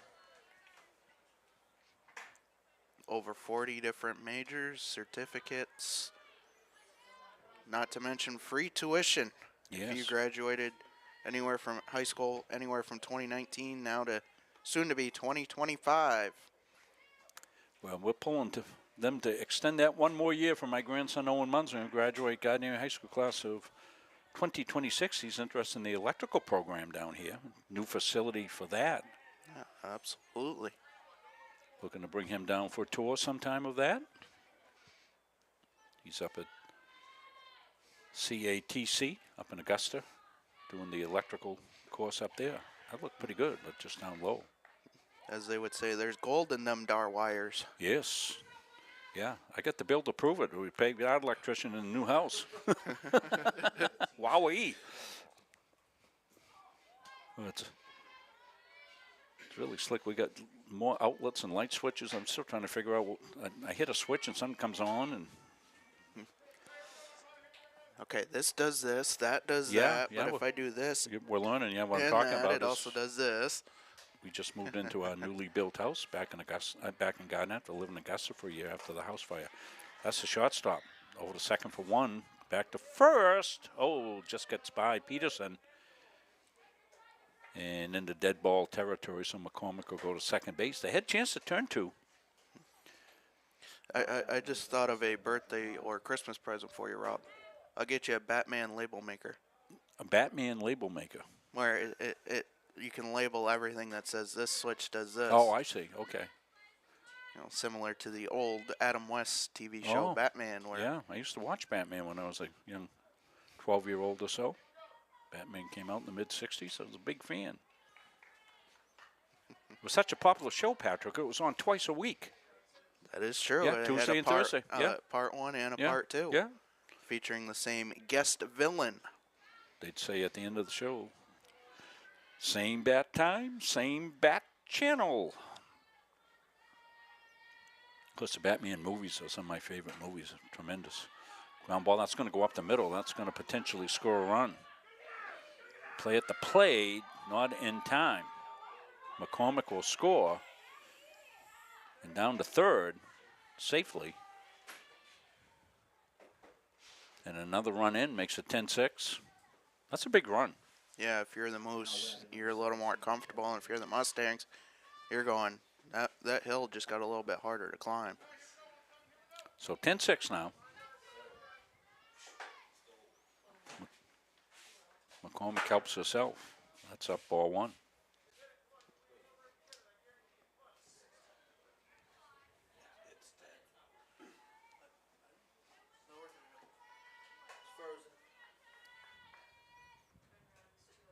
Our scoreboard frozen right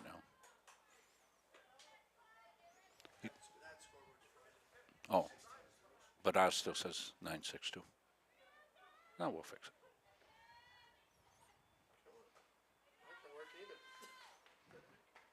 That's in. Just try refreshing. There we go, Chris. Another run down at third base. You can see on the screen just to the left. Ground ball to third. Foul. Still nobody out in the inning.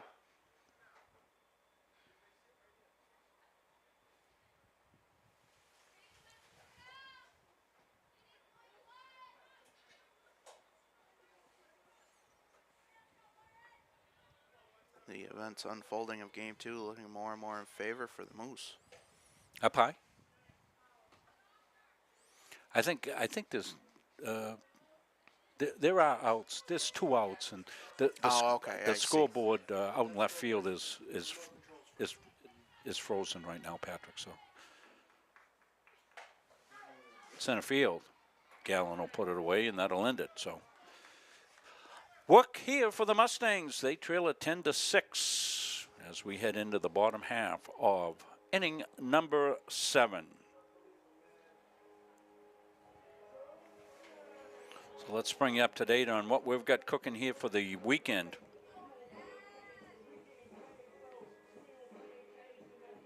We'll be back here on Sunday. Those games are evening games on Sunday, 5 and 7. And it'll be the same opponents. UMA will be down here, and these games will be the UMA games. Yes. So UMA will be the home team in both these games down on Sunday. And it looks like maybe playing in the evening is a little bit better as the weather's supposed to improve during the course of the weekend. Saturday doesn't look great, but no game Saturday. And so we'll play 2 on Sunday in the evening, 5 and 7, both games. And then on the 15th, Southern Maine Community College will be here. We'll play 2 games for both, a doubleheader at 3:30. Those will be big games as well against the arch rival. And then we will not be back on air scheduled until Friday when Community College of Rhode Island comes into town to play on the softball end of the complex, which I'll be able to join you for that. Do we have UMA games scheduled that day too? Yes, I believe UMA baseball plays Quincy. Yeah. So. And those are at 1 and 3, 3 and 5 here on the softball end. We'll await the location of those UMA games. Yeah, exactly. Those may come down here because the field will be open that day, I think so. So that would help us. Then we could do the Quincy UMA baseball games if they were down here. If they're elsewhere, we might not be able to. Swing and a miss by Withy. Then Mustangs baseball will return to home action Saturday the 19th. They'll take on NHTI. Donuts and Coffee, 11 a.m. first pitch. The Mustangs have canceled their games against Quincy because of their non-league games, and it's just a difficult thing where you have to keep some dates open because you've got to finish up the schedule. So you need some flexibility with the way this spring has gone, so you've got days that you can play if the weather's bad on one day. So they have done that. They've canceled that. Ground ball through into right field, base hit by Withy. And I'll add to that, Rob, Quincy, a member of the YSCC, but they are a developmental team this year. Oh, okay. I wondered what that meant. Yeah. Yes. So the games become non-conference, in which all the teams that have played them will adjust. But they will not be a team in the playoffs.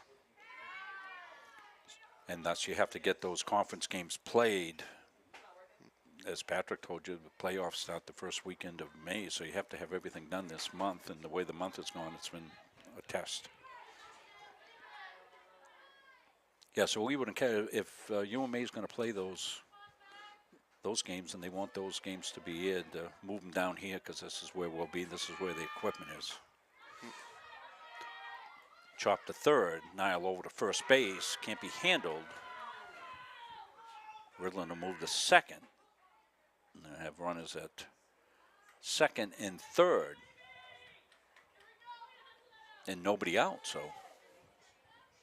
Can I say a word? Interesting. Yeah, 10-6, 4-run lead for the Moose. We're here totally under the lights. You see how beautiful lights are here, folks, huh? What a complex this is. Pictures just pop right out here. The bunt. McCormick's got it. She'll take the out at first base, and they'll live with that as they should. Runners will move up, and run will score 10-7. You give up a run, you give up an out to get a run, but when you need 4 runs, you need all the outs you can get. So 1 out. Runner now at third base. Not second and third, just third. Swing and a miss, strike 1. Runner at third.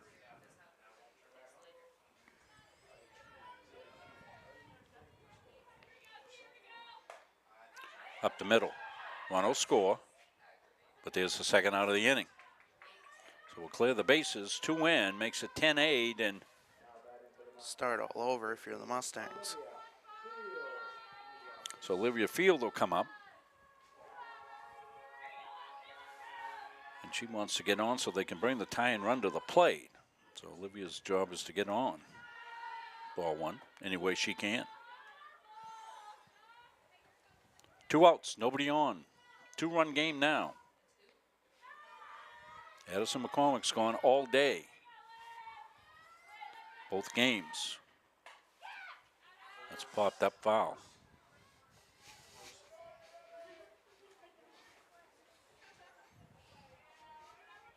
It's been a good day to play. Glad you could join us here in Munzing Media, and I'm sure all the kids are going to go home, watch this. I know how excited they all are to be playing back out on the field, and that's a good thing. 2-1.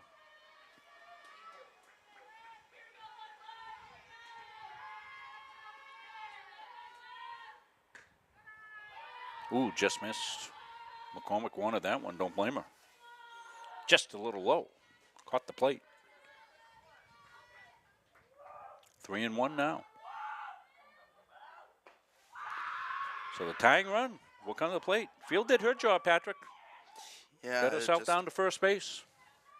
As you said, get on base any which way you can. And Megan La Rochelle talking with the home plate umpire. And it looks like Emily Libby will pinch hit.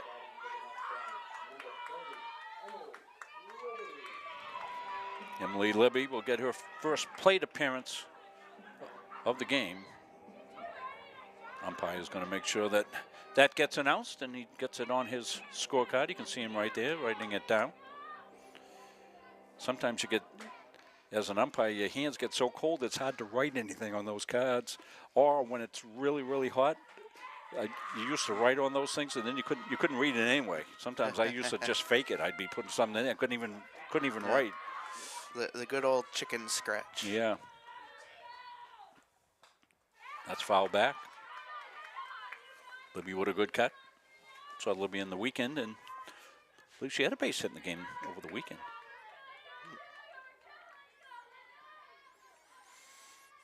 Addison McCormick trying to finish this one off here for the Moose. Mustangs have other ideas. That's up high, 1-1.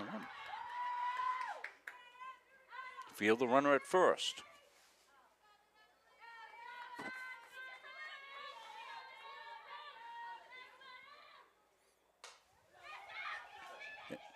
And to first base and pulled in by Emma Belanger, and that will do it.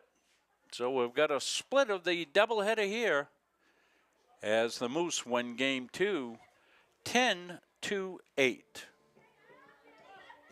Well, we want to thank everybody for joining us here in this one. Stay tuned for our Edge Nutrition play of the game in game 2. Actually, a tremendous day all around for Maya Gallen. She's going to be our Edge Nutrition player of the game. She had a home run in the second game, 2 hits. In game 1. So I want to thank everybody for tuning in here. Congratulations to Maya, our player of the game in game 2. As you see right there, the Oxford Hills graduate. So for all of us here, we had Abdul on camera, we had Chris on camera here. We had Chris on camera here. Patrick joined me here during the course of the game. Caleb and Mackenzie up here in the press box doing the job here for the school. I'm Rob Munsing. We'll see you back here Sunday evening, 5 o'clock games. Hopefully they get the window fixed for us and we'll be good to go. So that's going to wrap up a nice day of softball here. A split doubleheader. Moose win game 2, Mustangs win game 1 for all of us here at Munsing Media. Want to thank you for tuning in here today. And kids, I know you're watching here on the replay and continue to play good ball. We enjoy covering both of our teams here and special kids here at both of these schools. Don't forget the open house down here on Saturday. Come on down and learn about the great programs here at Central Maine Community College. For all of us at Munsing Media, so long, everybody.